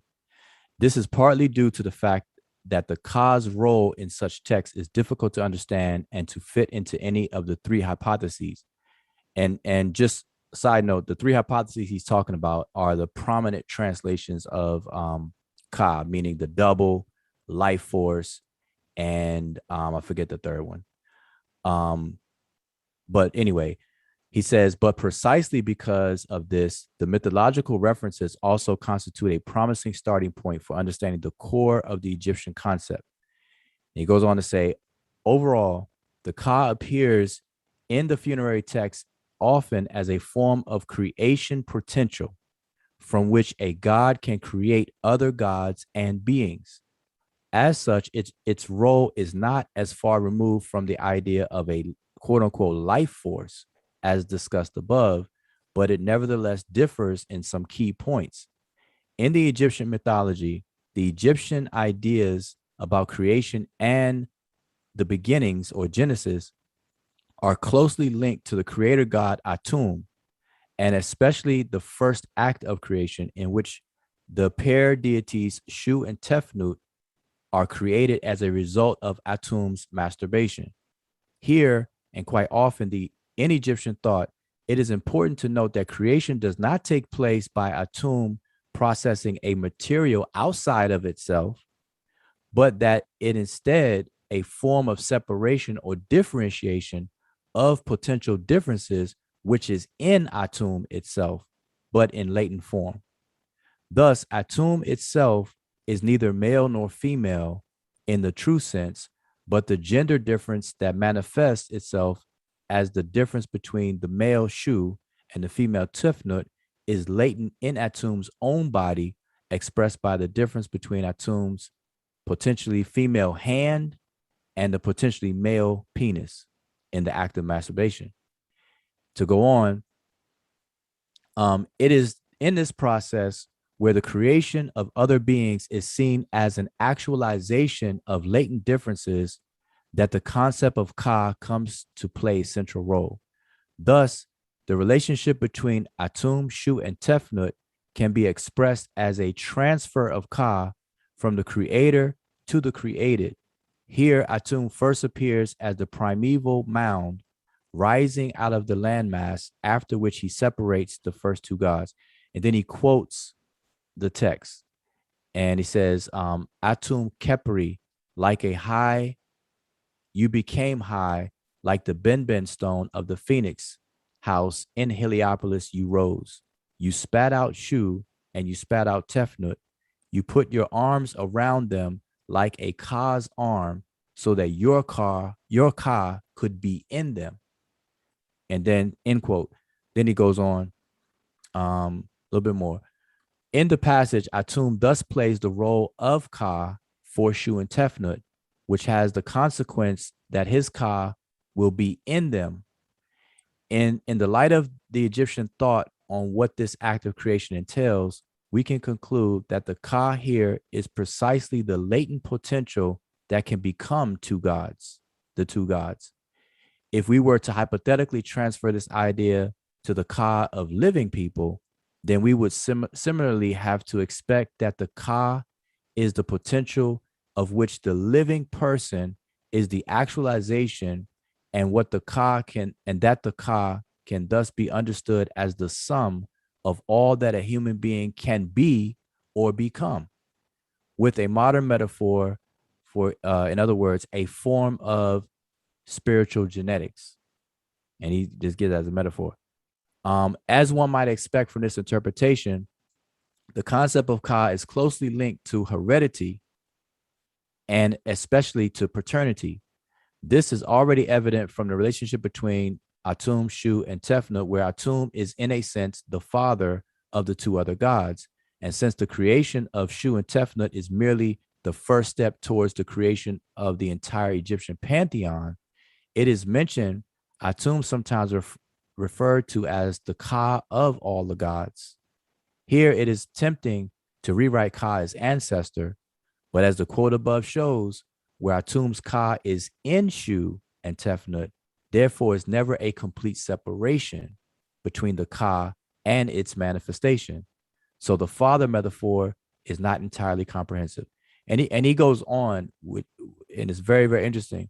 But to me, that echoes a lot of what we've discussed, tonight, what you just said, and some other conversations of how God, in and of itself, if we're going to put Atum name there, manifest or things emerge from itself and not outside of itself. And this creates the concept of the Ka, and why the Ka always has to be fed or what do you call it?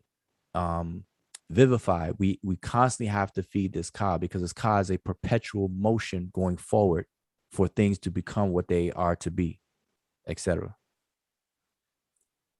Can I share my screen? Yeah, go ahead. Let me take my spotlight off. Yeah, go ahead. All righty. I think yours is still sharing. Oh, yeah, let me take that off. Because I think when it comes to the Ka, like how we gotta, well, what I'm about to do is distinguish the etymology of Ka and then how it was used in ancient Egypt, and how the many aspects of the Ka is really due to paronymy. And so what I'm going to do is share my screen. I think I have this in Eluja Volume 2, but I'm not gonna cite Eluja Volume 2 for You already did it for the night. And so can y'all see my screen? Yeah, we can see it. And so let me just go from current slide so it's just clear. And so I don't even remember what presentation this is, but this is where I'm talking about the word Netcher, and how the word Netcher is just a dialectical variation of the word Ka without the agent prefix in the word Netcher. And so I cite a few, what is this? The Semitic languages, an outline of comparative grammar, showing how the word Netcher has cognates, for example, in the Cushitic languages, as it were in Kera. And Here's another text, Black Athena, Volume 3, The Linguistic Evidence, 2006, where he's essentially saying the same thing. And so this is in this is in two central Cushitic languages, Balin and Quara, Inkara, and Inkara, or soul or life. But the word ka, the ah part, of course, we know is not a vowel, it's a consonant. And this, it corresponds to a liquid sound primarily in other languages, and it also interchanges with R and N in Egyptian itself. And so what I demonstrate in the work is that the Akan concept of Okra and the Ga of Kla, and then of course these are the other languages we mentioned earlier, Inkara, Inkara, are all the same concept, and that it really plays off of like the word ka or kra really comes from a root meaning voice or to say. So you even have in Egyptian ka, to say, to call. So you have it, here's it in Semitic in terms of Hebrew and Arabic, kero, kera, to call, to say, to read, or hasa, kira, to call. In Chiluba, we say akula, oral or akula, talk, speak, utter, express. Mwakulu, language. Igbo, kalu, voice, sound, declare. Tree, kra, call for it, place and order. Hebrew, kol, sound, voice, thunder. And there's a correlation in African languages between the word for voice, to speak, and to call, and the word name. And so like you can see in Egyptian, for example, this word ka, name, ka, to say, and tree is bedin, to name, and bedin, to call. And this version in tree is cognate with the word rin in Egyptian. And so you see it even in these variants here. So in Hebrew, they only retain the word shim, meaning to name or fame. And in Arabic, isim, name or fame. But in the other language, the West African languages, they retain the other form of the word. So in Twi, asim, proclamation. In Yoruba, esun, proclamation. In Yoruba, fesun, report. And in Swahili, sima, say or speech. And I didn't cite it in this, or I may have cited it, I don't know where it is in the lecture, but this goes back to what y'all were talking about in the beginning in terms of the quote unquote afterlife and what the ancestor is. The ancestor is simply the name of an individual. And as long as you name your children the names of the ancestors, they will live on. And this is just some more evidence to show you the relationship for memory. Like the name is a container for memory and purpose. And so you have, for example, in the Yoruba language, daruko, to mention the name of. Arabic is dakara. There's a what we call metathesis between the R and the K. And you see in Arabic is dakara, to mention. Assyrian zikaru, to mention, to name. Hebrew zikar, to remember, which in Egyptian is seker, remembrance, memory, call to mind, to mention. So there's a relationship between the name, which is the memory of someone, and to mention, to call, to voice, all coming from a root. So there's different layers, and why all these different kind of characteristics in which you mentioned all exist in relationship to the ka because of paronymy. So there's a book, African Religion Defined, a systematic study of ancestor worship among the Akan, from Dr. Anthony Ephraim Dankor, who's also a king in Ghana, a traditional king. And in his text, for example, when he's talking about the Kra or the Okra, He states, Kwame Gyake, for example, maintains that the Okra, which is cognate with the word, we say Ka, but I like to say Okra, even for the Egyptian, is located in the head, although in general, the Akan believe that the seat of the Okra is the shoulders, or that the shoulders balance the soul and the head as the head. The seat of intelligence sits on the shoulders. Still, the fact of it is that to call anyone by name is to call the soul of that individual. And since the soul is an intangible agency, it is assumed that the dead has appeared in spirit. And so what I have voted here reaffirms what the linguistic states. To call anyone by name is to call the soul. So that's what the ka is. It's just the name of a person, which encompasses when they're dead, their memory in terms of being an ancestor, but while alive, their purpose and the characteristics of, you know, their personality in many respects. And so it's no coincidence that, you know, the ka in terms of the arms is really, you know, is highlighting the shoulders, as we assume. So in the tree language, the word for shoulder is krado, shoulders. And in Egyptian, we have the voice variant of that same word, where the K becomes G. And then, of course, we know this as the nasalized uvular trill, which is an R type sound. And so you see the variations of the word ka and how paronymy comes into play. So you mentioned the concept of carrying earlier, and so this is what the, you know, karut, to carry, to support. Then you had this other word karit, thought, kari, to think, to plot, to think about, to plot. And then of course ka soul, or ka soul, personality, essence, ka, to say.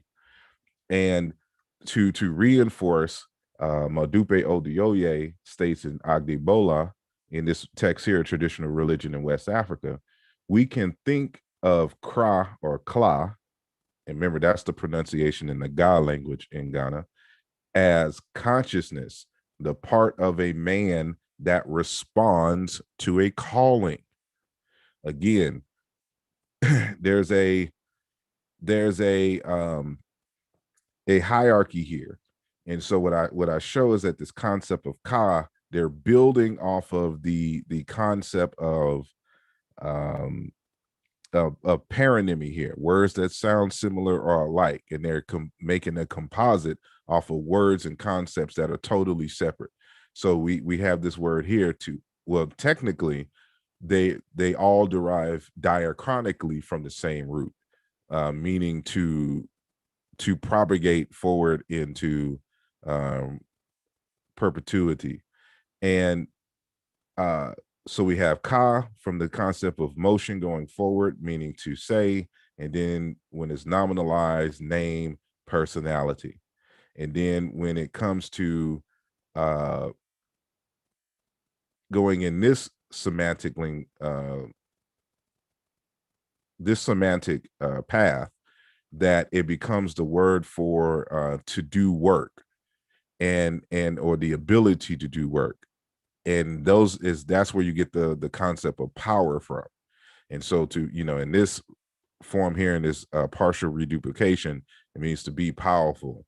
And, you know, the word for power and strength becomes the word for bull, but to do work. And then we have it nominalized here with the T suffix as the word for work.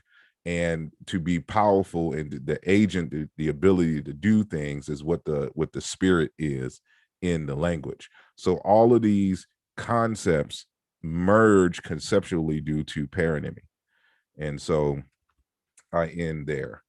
But I just wanted to add that in regards to the ka, and why the study of African languages is important for that conversation. Most definitely. And man, that kind of seals up. I don't know when you tuned in, but some of the things that I was saying earlier, you know, I was trying to, I was being concise and summarizing some things that I've been saying for a while throughout these conversations or whatever. And and I was emphasizing the fact that memory is the order of the day. You know, to remember someone is very, very important to the concept of afterlife, and how the Ka is connected, like in the schematic, in the schema of the Egyptian concept of being, the human being, the whole human. You have the Kat, Kaibit, Ka, Ib, Sa, and everything. And the Ren and Ka are separated there, but they're intrinsically connected, you know, Well, the Ka and the Ren. here's the thing.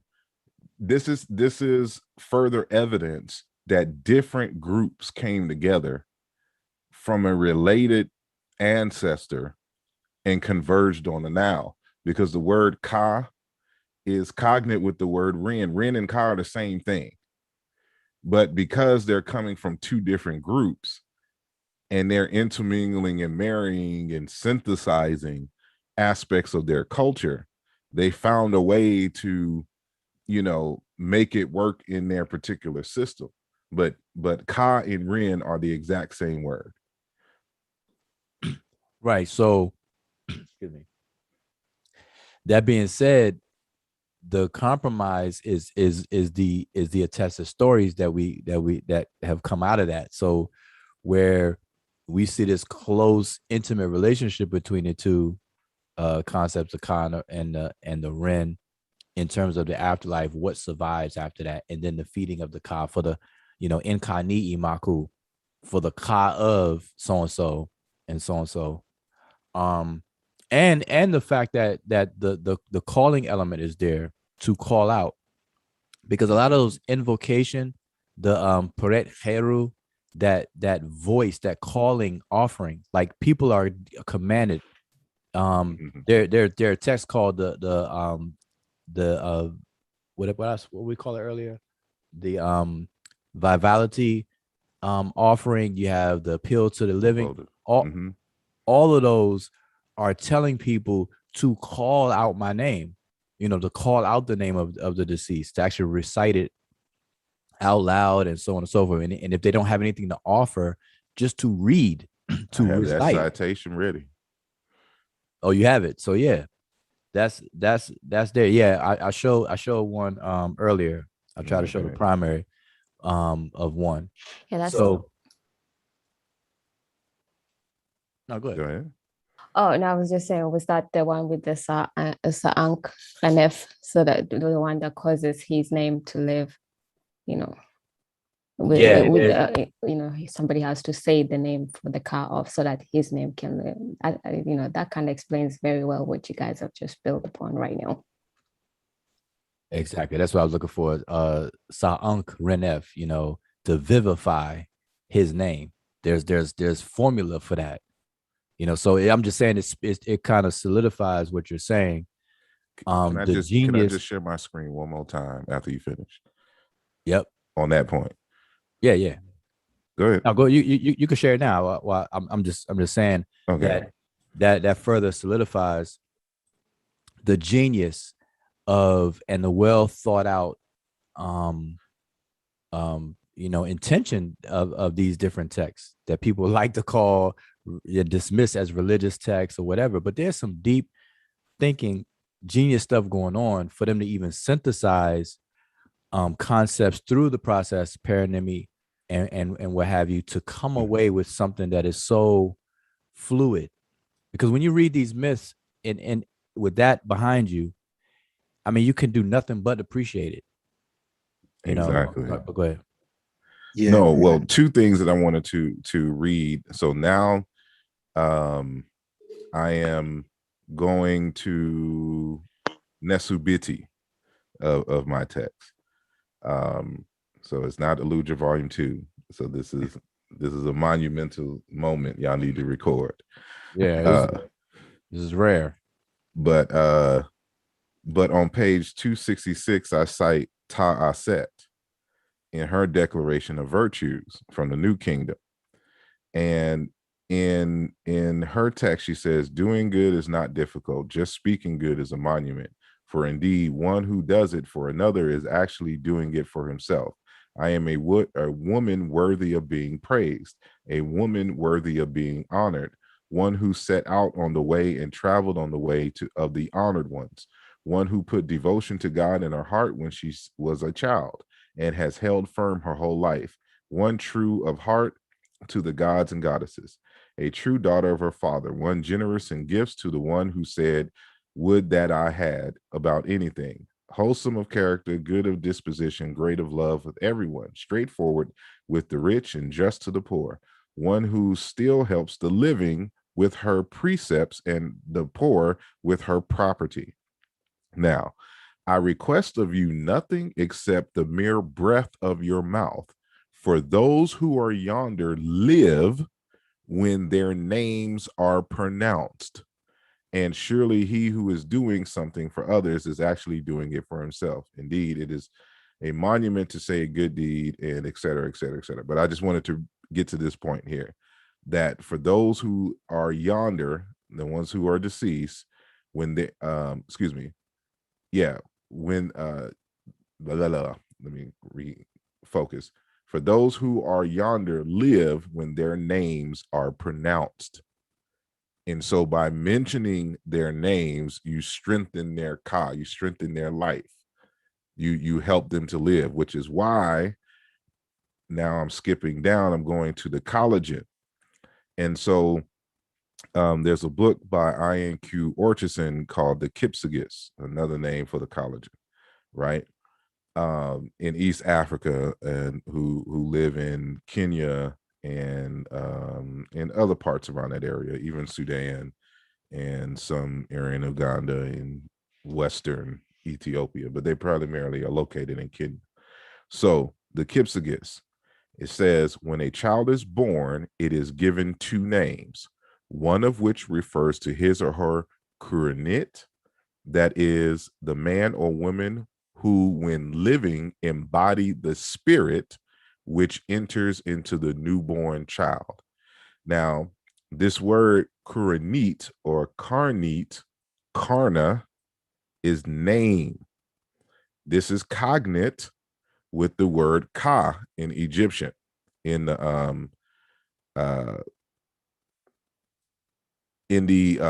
collagen language.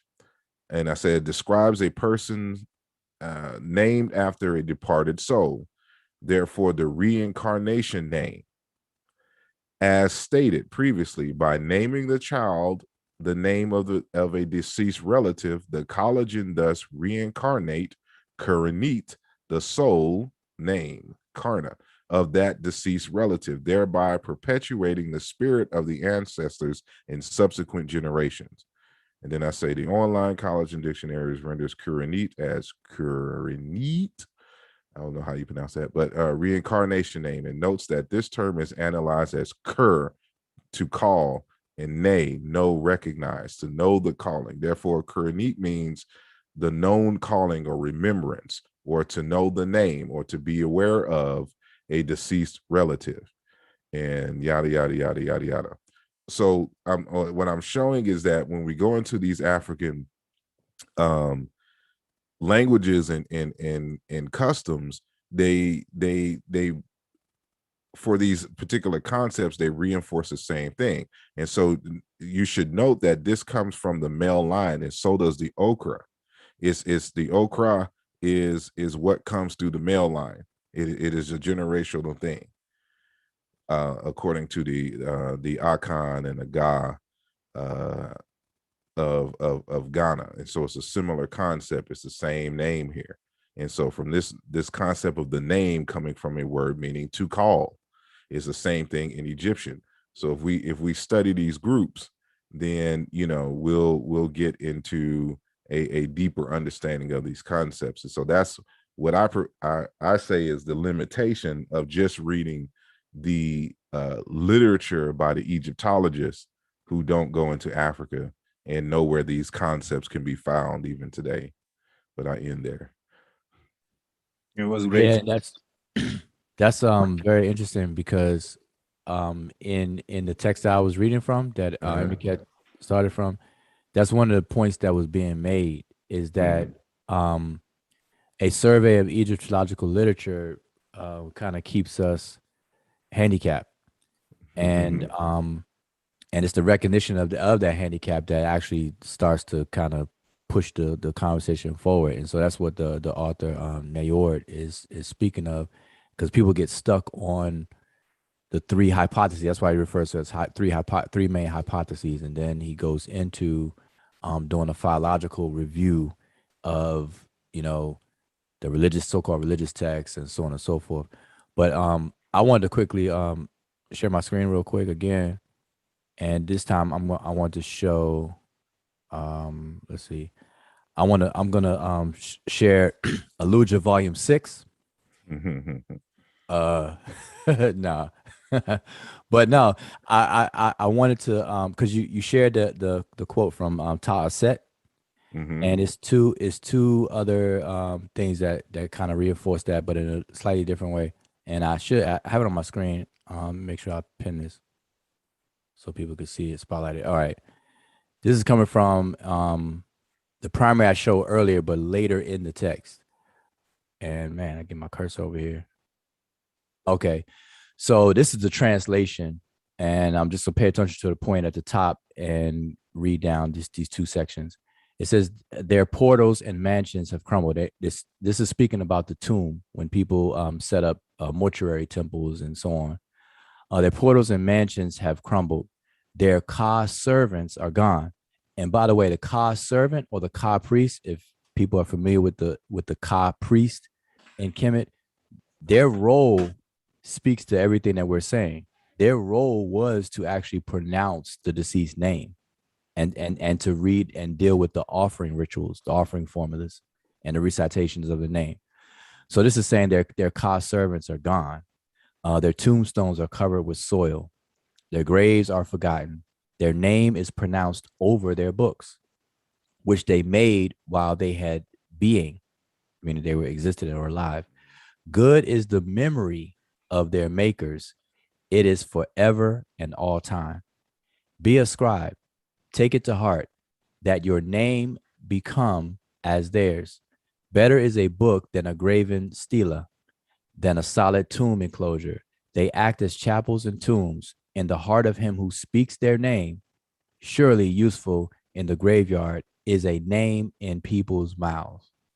So that kind of reinforced the name piece. But one other thing I just want to share, if I can switch over, do this fast, as fast as I can. Let's see. Yes. Okay. So in this text, and I'll give what this text is in a second. I just don't want to lose my spot. In this paragraph right here, in this section of this text is speaking about the vivification formula, like how we have the offering formula and the quotation formulas. So this is saying, despite the fact that the literal translation of the vivification formula is easily discerned, the manner of action that it is understood as the means of vivifying a name remains open for debate. Grallert states that the type of action and duration of that action remain unclear, with it possibly being a one-time ritual or verbal act, a perpetual act carried out indefinitely by means of the text, or the actual dedication of the object. Although Grellert does not commit to a particular action being related to causing one's name to live, the concept appears to fit best in the realm of funerary cult practices. One's name was considered part of one's being, just as was the body, the Ka, and so forth, and was closely associated with one's personality and lasting reputation. Possessing and using one's name was essential for the afterlife, and therefore perpetuating a person's name helped assure that person's continued existence in the afterlife. And then in reference to a fame one might achieve as a learned scribe, the New Kingdom text, the Chester Beatty, which is what I just read from, it says, has another view on the importance of one's name and extols the advantage of having one's name spoken aloud, as you get the call, out calling. It compares to the perpetuation of one's name through writings with a crumbled and buried monuments of times gone by, which have been forgotten and neglected. One section states, surely useful in the graveyard, and I read that. Surely useful in the graveyard is a name in people's mouth, emphasizing, though for a different purpose, the importance of a person's name being said out loud for the continual life after death. And, and then it goes on into the grammar of the grammar the grammatical structure of Sa'ankaren F and how it compares to other grammatical features. But this is coming from Nelson and Hertz article, Who Causes His Name to Live, the Vivification Formula Through the Second Intermediate Period. All right, so just Can I wanted share to my screen again? share that. I'm gonna reinforce what you're saying. Coming from Africa in Africa, but it's gonna provide a different an expanded perspective that we may consider for ancient Kemet, even though it is not expressly said. And so I disagree that is necessarily that makes their name alive simply in the afterlife. Because again, like in Nesubiti, I have a whole section on there on reincarnation and what reincarnation is.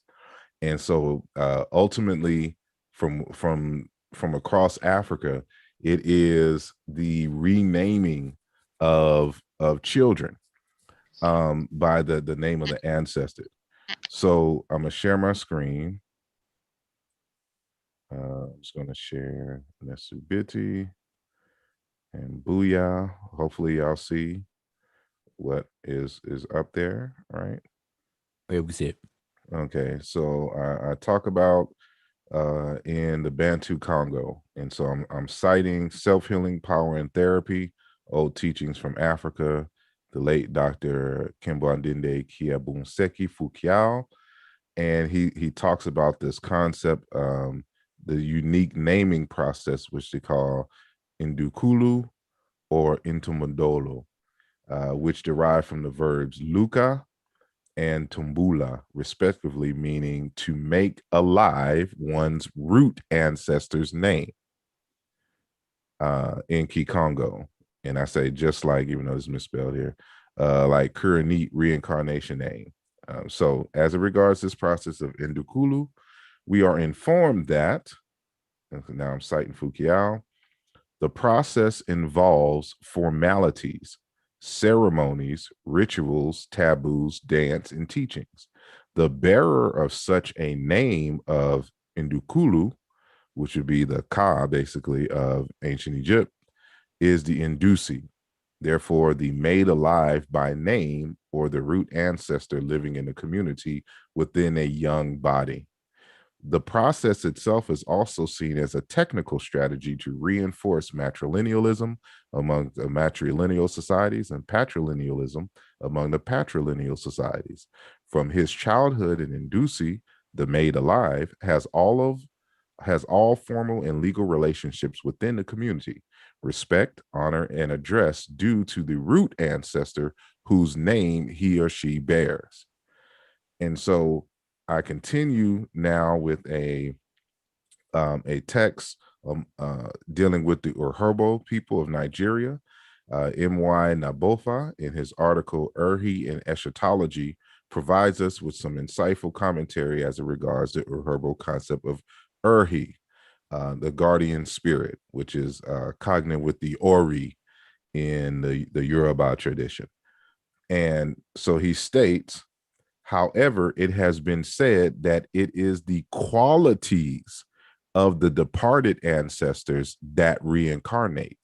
As these qualities or characteristics are spiritual, they could be absorbed or imbibed by as many children as possible.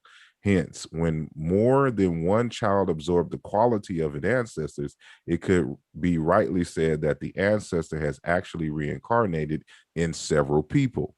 It is the spiritual qualities of the person that are believed to reincarnate, but not his Urhi, which remains in Urvbin as an ancestor. It joins the Irhi, which form the core of the cult of the ancestors. And this is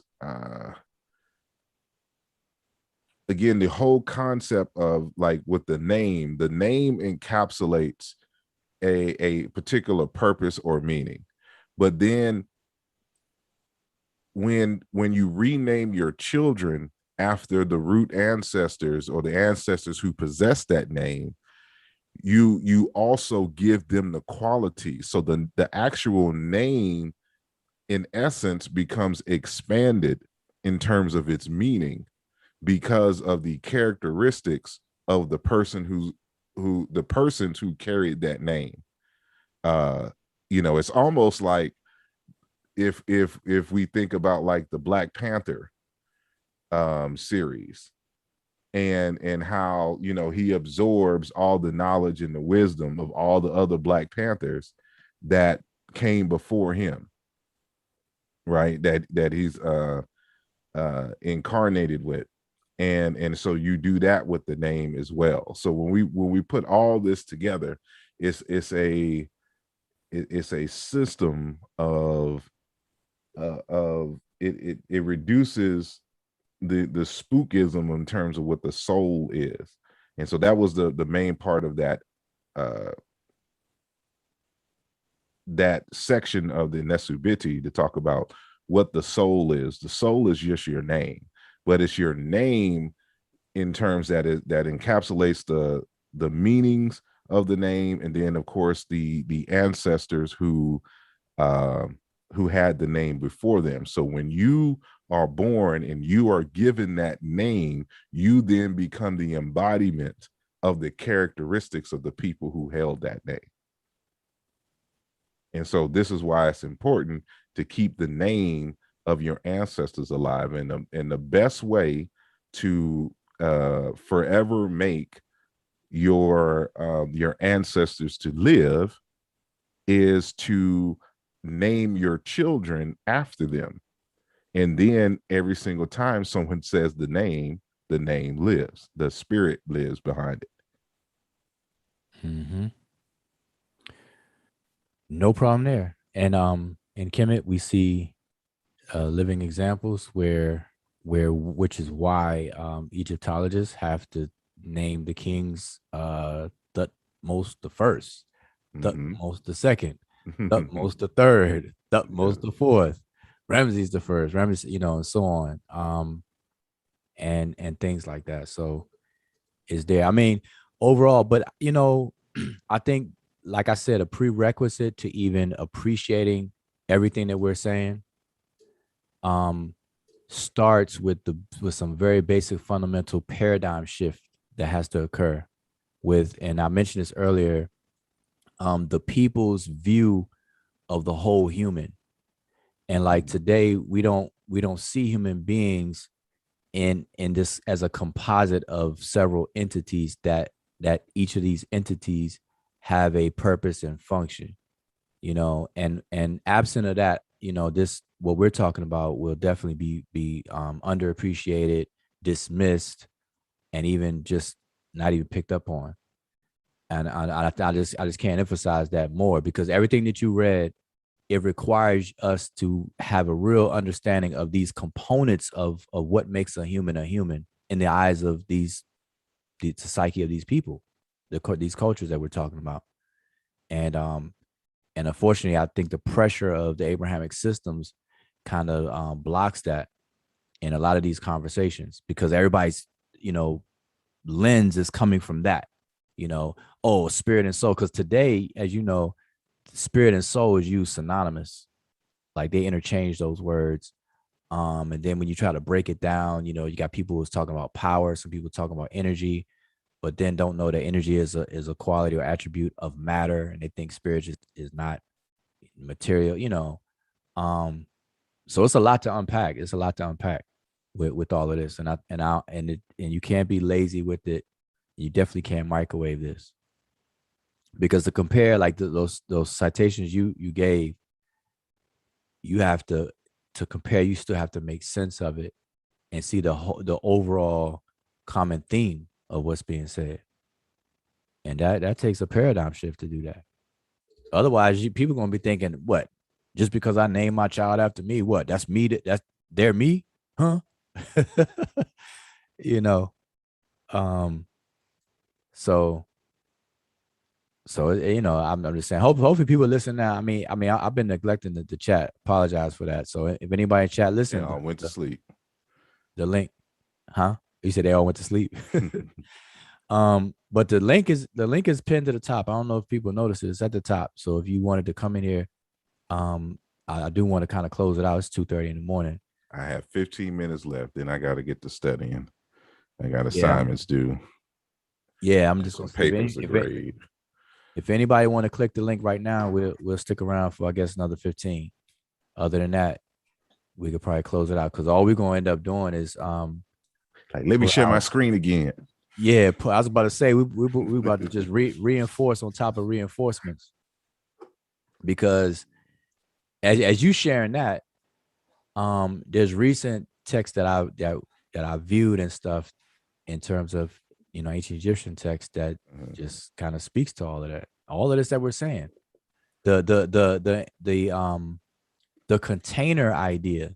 I went over earlier, even in the language, the concept of containment in these prepositions.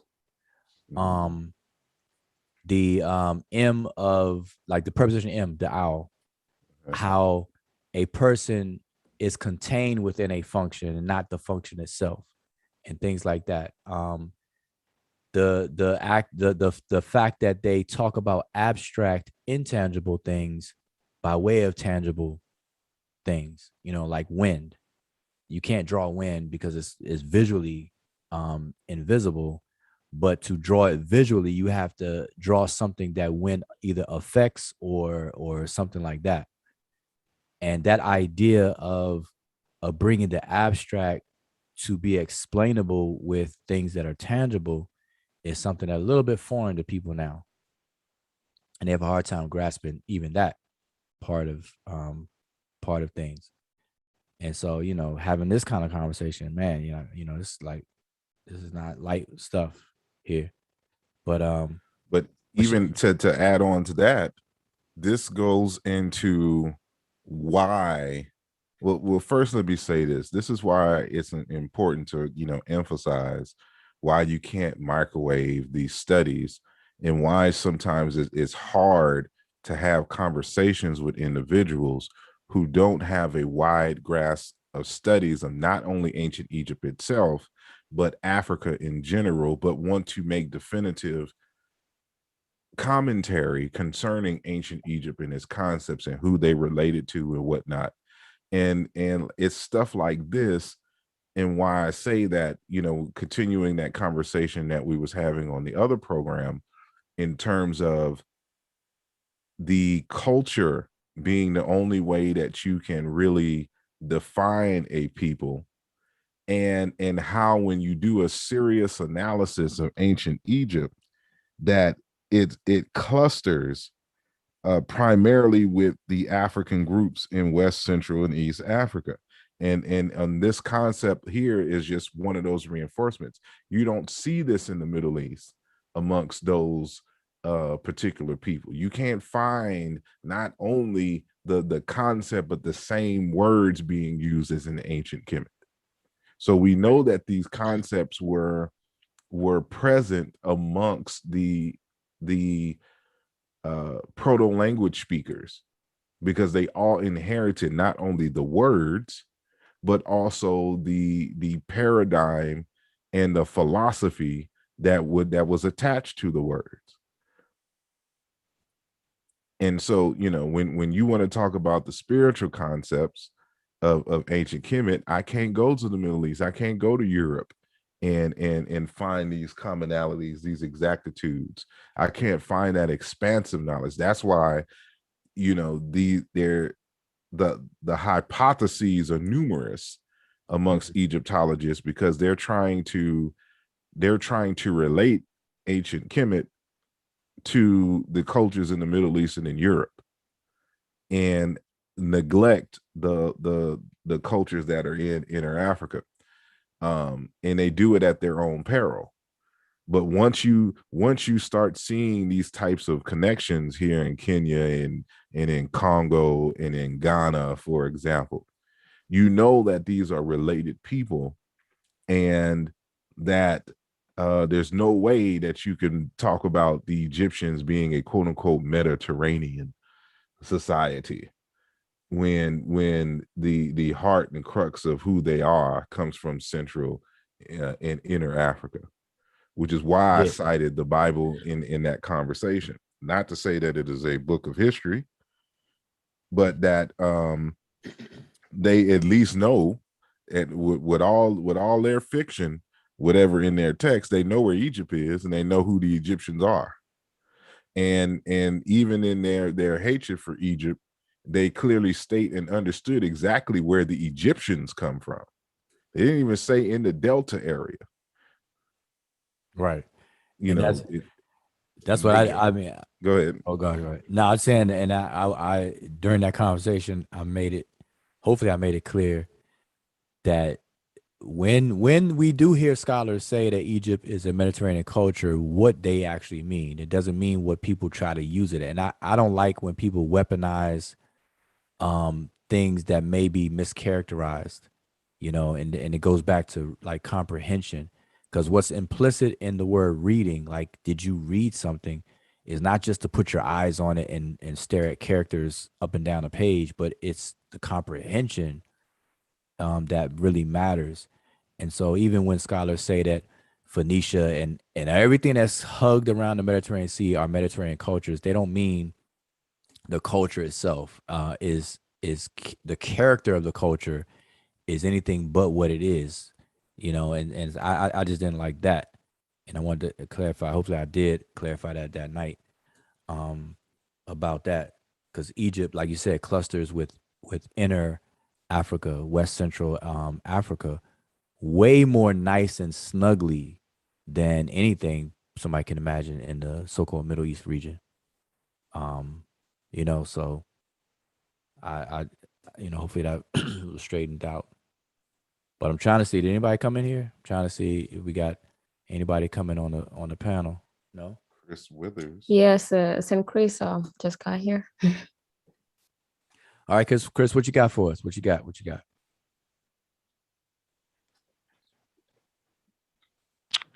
Yeah, I kind of dozed off earlier, and I just I snuck back in.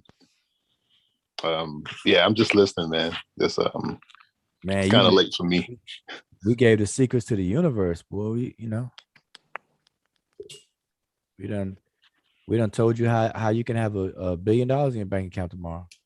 Oh man, well, I'm about to get up with sis. Is Mika in here? I'm sure she know. Yeah, 50 million. She could put me up on game. Wow. But yeah, so I just want, any last words then, because we could kind of shut it down, because I have a bad habit. If somebody mentions something key, then I'll shift into fifth gear and go in a whole nother hour. Can't do that tonight. Just don't mention. Let me say this though, because I didn't say anything the other night, because the conversation was just running. But I was actually shocked to hear that Dr. Renoko Rashidi had passed, and so I definitely want to just on the record say my condolences to his family and loved ones and things. Because I saw the news, and when I actually first saw it, I just thought it was a meme, like just a bad, tasteful meme, saying that. That's how like unexpected that was, because my last, on my Facebook, my news feed, I see certain things will pop up, and my last thing from that I saw him in his picture was that he's on tour, like he's I guess doing a lecture or something. So when that came up, I just thought that was a bad, tasteful stab, a joke or something. But unfortunately, that's the case. So rest in power, rest in peace, to Renoko Rashidi. So just wanted to say that. I didn't get a chance to say that yesterday, about that. So Yeah, but I don't know any news after that, like, like how, like what happened and everything, because evidently it was something sudden or something, because you don't normally would go on tour or to give lectures and plan stuff like that if it was something that was ongoing, or something like that. So, I guess the family will take care of that and inform everybody about that. So I just want to say that, um, for the record. Yep, yep. But anybody else got anything, something? Yeah, I would just like to say, Dua, thank you for, slowing this down on this side of the conversation.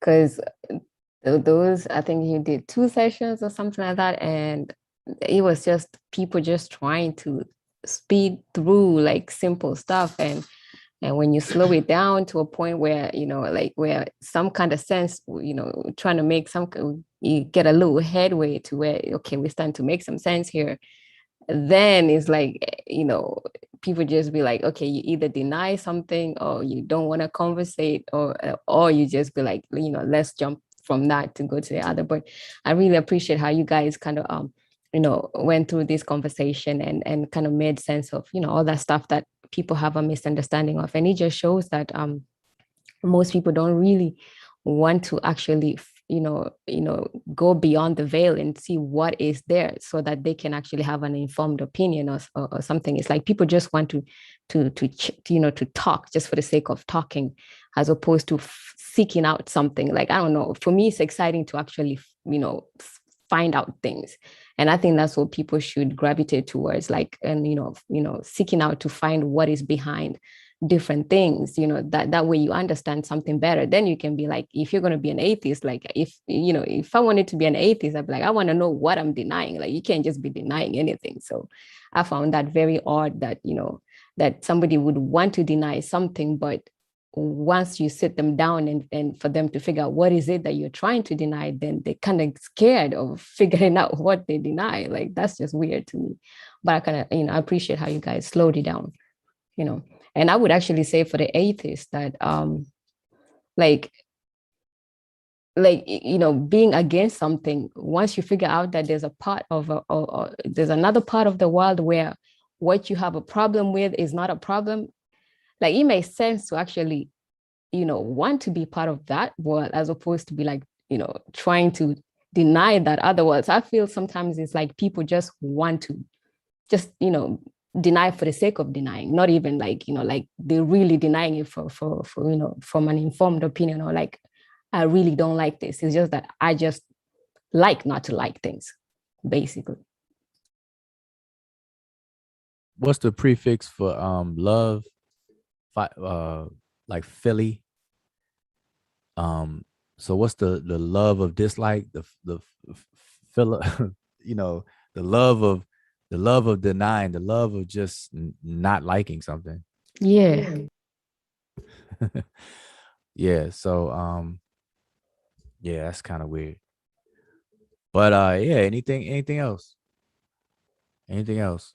What I would like to do though is like do a series and break down those composite entities that the Egyptians kind of separate, and how they have it nice and snuggled and fluid in the mythos, the mythology, the text, what they call religious texts, and so on and so forth, um, about these different elements of the whole human being, the person. Scholars will say that the soul, like they'll word stuff like the soul is made up of, these components. And in there they would list the body, the kat kaibit ka and all that good stuff, but they'll call it the soul. But then in the same text, they'll start talking about soul as if it's something different than that, or that it's only one of those. And it's very confusing. Like that topic of soul and spirit really needs to be hashed out and really, really unpacked and slowed down. Because I think that's causing a lot of problems with that soul and spirit. So I think we really, really need to do that. You know, we really, really need to do that. We tackled spirit from a scientific, energy, how people describe it today, and then we go into different cultures, see how they talk about it. Spirit, because if you hear the word, although the same word is being used, the same form, the concept on the other side of that form that's linked to that form differs slightly. And when you hear it being elaborated on, you'll start to see where, okay, spirit is being described as a thing, as a being. And then sometimes spirit is being described as energy. And then energy itself becomes a being, and stuff like that. And I think we did a good job to kind of bring that to the forefront so people could really give a second thought on that. But I think we got to do comparison on how this stuff is used. The soul as well, like soul and spirit. I don't know. So anyway, there's just thinking out loud. All right, so look, I'm about to wrap it up. I neglected the chat, so I see that some people came late. They had some shows or say something. Nuru Bahari, shout out to everybody. Mark Adams, can you do a video on the soul? Yeah, I may. I did one before. So I because I always start with the coining of the word and the historical evolution of the word and how it's used today, because I don't want to deal with the argue, appeal to etymology and this and that, but I always do that.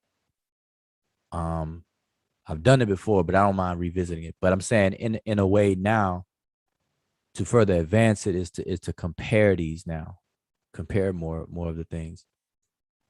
So let me just see. I'm just scrolling back real quick. Peace, Hotep to Mika, Majay El Boabab, Zane, brother Zane he was in here, I think.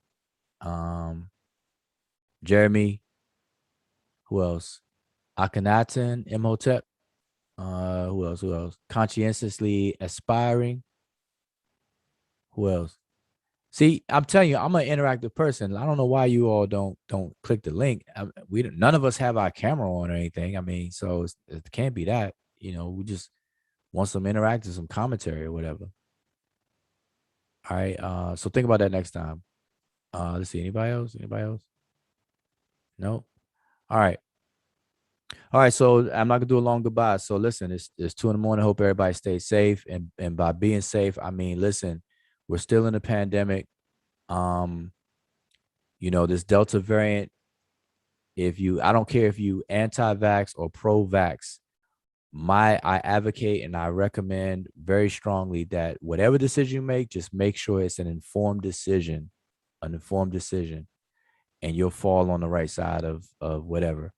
But just be mindful, the Delta variant, if you haven't been keeping up with it, the Delta variant is more transmissible. It has a R naught value, a rating of 8 to 9, which in layman's terms means that it is as contagious up there with chickenpox or measles. And so even vaccinated people, they have what's called quote unquote breakthrough cases, where the being fully vaccinated is preventing serious sickness and health and hospitalization, but people are actually being infected still with that. Now, here's the thing, just real quick before I actually close out. Here's the logic that I find disturbing. You have people who are anti-vax or vaccine hesitant, and they have a lot to say, especially anti-vax people. They have a lot to say about the vaccines in a negative and to avoid it and everything like that, right? They're more fearful of the vaccine than they are of the virus itself. And what they don't understand is, and they speak about natural immunity is being the best immunity and everything and all of that, right? What they don't understand and get is how viruses proliferate. The longer a virus is allowed to exist in a population of people, the more mutations will occur in its proliferation, which means it's now, I don't mean this as if a virus is gonna sit down and write a plan and a checklist and do this. I'm talking about the collective virus species. It is going to mutate to evade and avoid being eliminated by whatever, whether it's natural immunity or whether it's an induced immune response by way of vaccines. So the reason why we even have a Delta variant in the first place is because the virus was allowed to thrive in the population to mutate. And these mutations are going to mutate in a way where the virus will become more and more efficient for its very own survival, this proliferation. And so it means it's going to bind better to these certain proteins. Is going to, like, for example, a virus really doesn't want to kill its host. It wants to make its host react and sick in such a way to where it helps the virus to spread to infect more and more and more hosts. That's the ideal, thing that a virus would want to do. And so as long as the virus continues to exist in the population, it's going to continue to mutate. It's going through selection, and you got to understand how things are selected for its proliferation, continuation. And so just keep that in mind. I don't want to ramble on, but this Delta variant, if allowed to thrive more and more and more by people's attitudes and choices that they are making, we may go down the Greek alphabet. We got the Delta, we're going to have the Lambda, the Sigma, Theta, and everything else. And who knows, we're going to be back at square one where the vaccines are going to be totally ineffective. And then natural immunity that's being bragged about or whatever, it's going to avoid that. So, I mean, we got to start thinking. So let's just get it together, because people didn't like the masks and the other precautions. Then when vaccines came out, all the attention is on that. So nobody wants to be locked down again, everything like that. But listen, we're seem to be heading backwards. So anyway, that's my commentary on that. But be safe, whatever you do, be safe and be careful. So with that, I'm just gonna say, Shem Hotep, good night and fair. Hope everybody have a peaceful night, good rest,